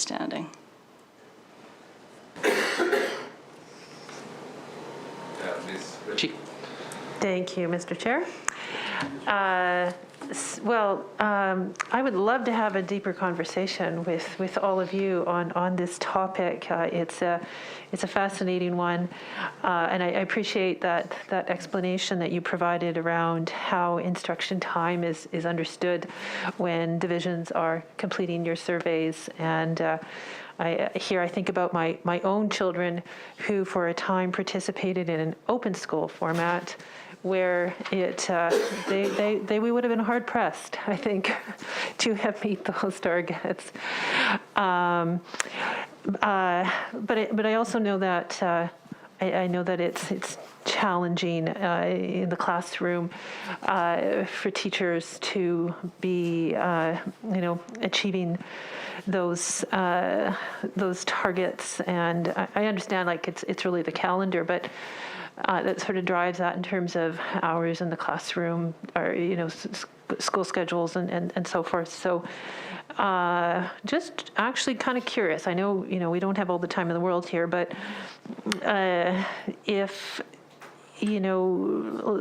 two questions. Number one, what is the basis for the 950 hours? Like, how do you know that's the right number in an average school year? And then second of all, what kind of flexibility is there in establishing that calendar in which to deliver on set hours, however many they may be? Go ahead. You're asking big questions.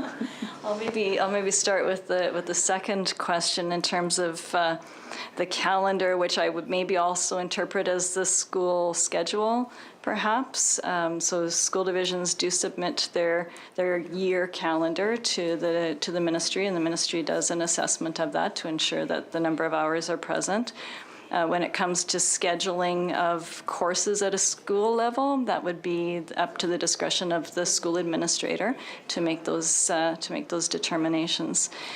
We have a document called the Registrar's Handbook, which was used in this audit, which outlines the number of minutes and number of hours for particular courses, whether it's your high school level or elementary middle years. And I guess based on that, you've been able to sort of work with divisions for them to maybe submit their evidence or their hours, however you describe it, and. I mean, are you saying that basically that's kind of eliminated the bulk of the issue now, or how has that changed things? So we're just in the process of collecting that information. We just sent out to our school divisions the middle of February the declaration form for them to submit for both the calendar and for meeting the number of required instructional hours. And maybe just a final question in terms of the relationship between the number of hours, however they're defined and set, and the contracts, I guess, with teachers to deliver in the classroom on those hours. How has that been affected, and if so, how? I'm not sure I understand.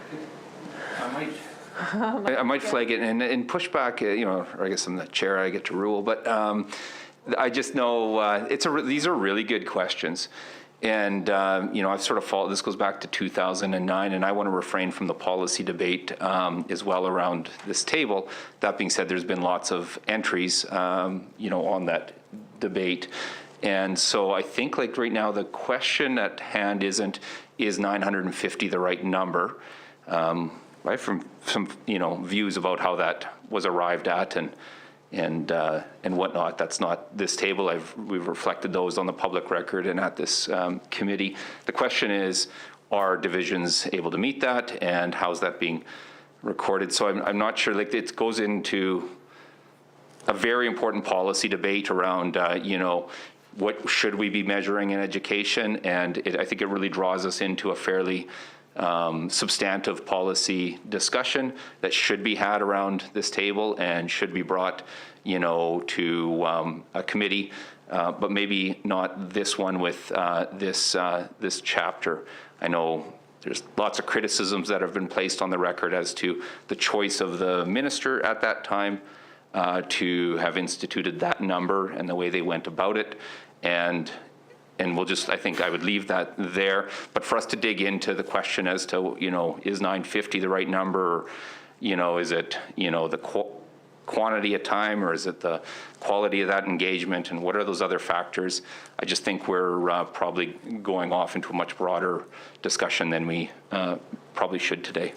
With all due respect, Mr. Chair, my question isn't related to the number of hours. It's about, and I may be offside nevertheless, but my question is more to do with the relationship between the delivery of those hours in the classroom by teachers, and if there's any in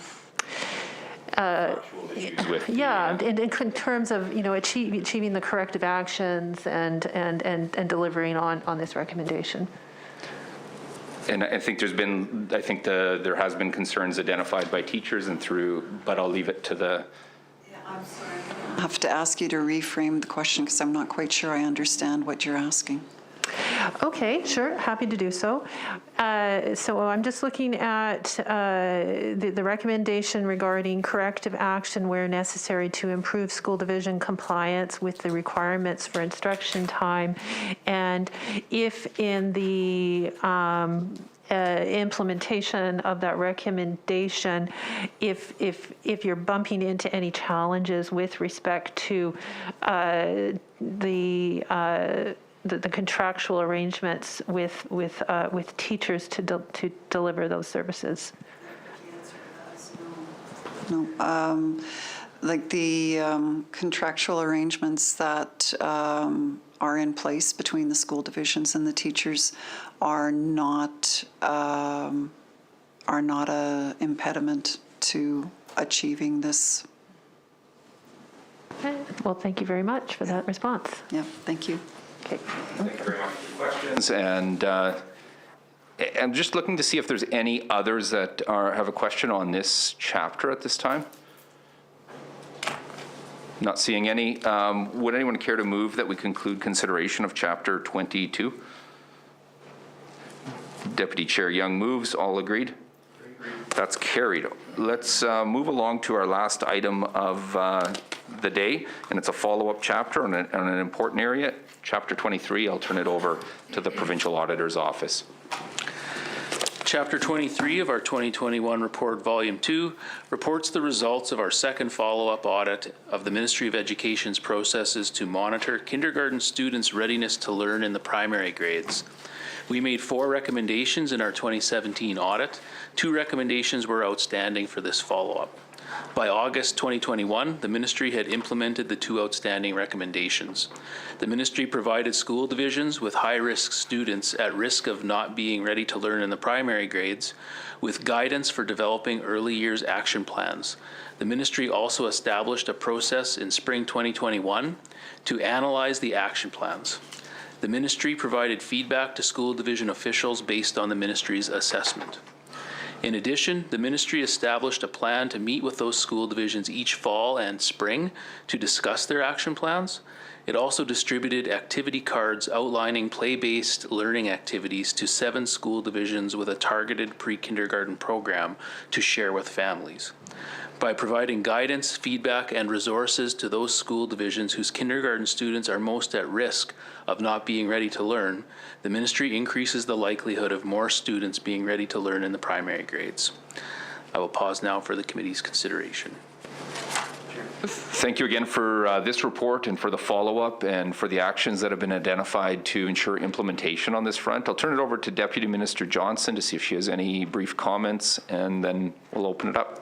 Again, we'll just thank the auditor for the work on this audit and also thank the staff, Cindy Jeans, who's here today, and the other staff in the early years branch who worked diligently to clear these recommendations or to address these recommendations, and know that they have good relationships in place with school divisions, and they've been working very well with the school divisions on this front. So happy to note that the last two recommendations in this chapter are now fully implemented. Thanks for that report and all the work that's gone into it. I'll open it up to committee members for questions. Ms. Ritchie. Thank you, Mr. Chair. So very, very pleased, happy to hear that that the recommendations have been fully implemented. And do want to ask one question related to readiness to learn. Now, can you explain to me how, sort of how the targets or the metrics that you're monitoring with respect to readiness to learn, if that is continuing to improve, or have you sort of plateaued with that, or any in terms of kind of where we're going right now, based on the well, I guess the recommendations that have been implemented? Yeah, so I think your question is really, again, back to how are we doing, or how are the students doing, more correctly.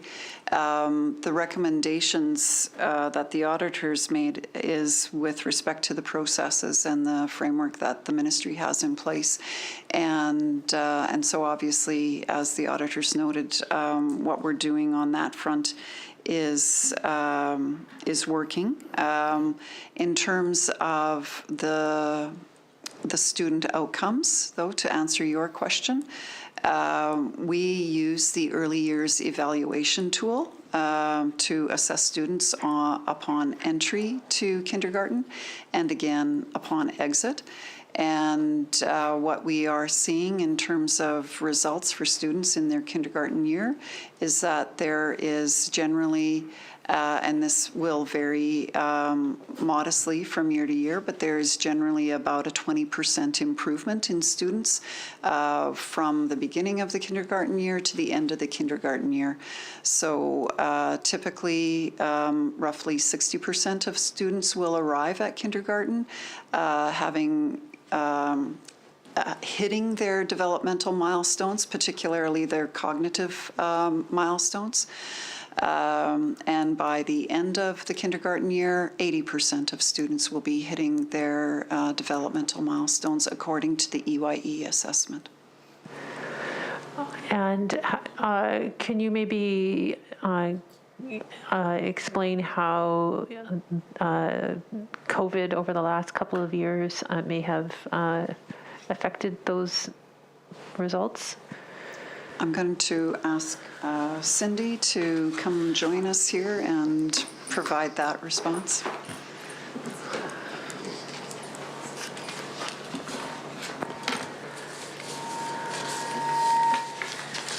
So in 2019-20, we were able to do a fall entry screen, and we weren't able to do a spring exit because of COVID.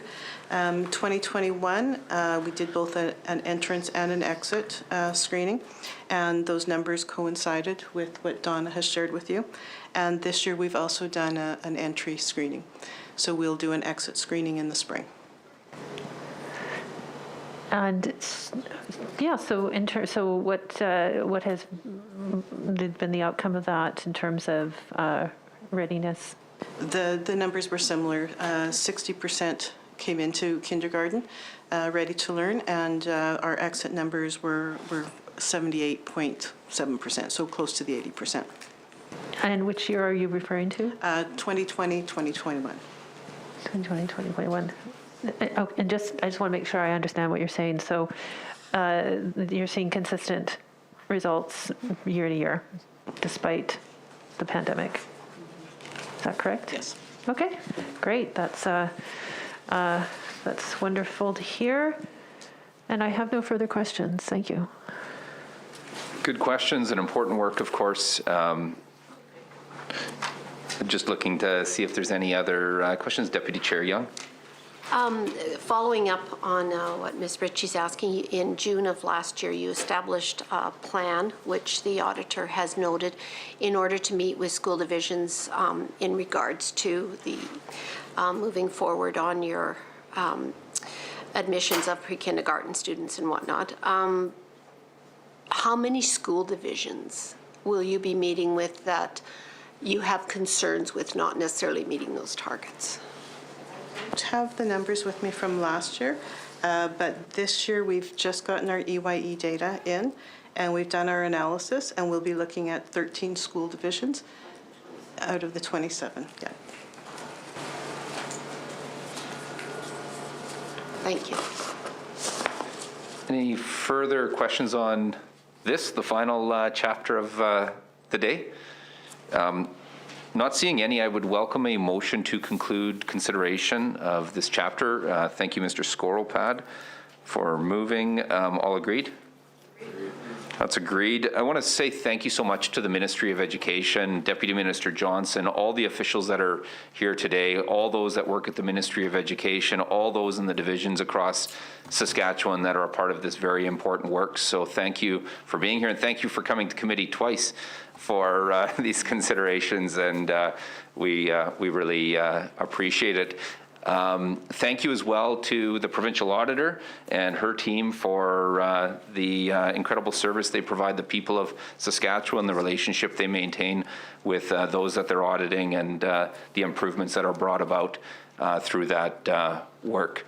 And thank you to committee members for their engagement. It's a heavy task often for the member that's sitting with the opposition to ask questions. Thank you for fulfilling that in a wonderful way and on short notice, Ms. Ritchie, these last 2 days. And thank you to government members for being engaged all the way through as well and for asking questions. And thanks to Rob Park, our committee clerk. And we've got a big hockey game coming up in a couple weeks here. Our two novice hockey teams battle, so we'll see how that turns out. But with all that being said, I would welcome a motion to adjourn at this time. Deputy Chair Young moves. All agreed? All right, that's carried. This committee stands adjourned until the call of the chair.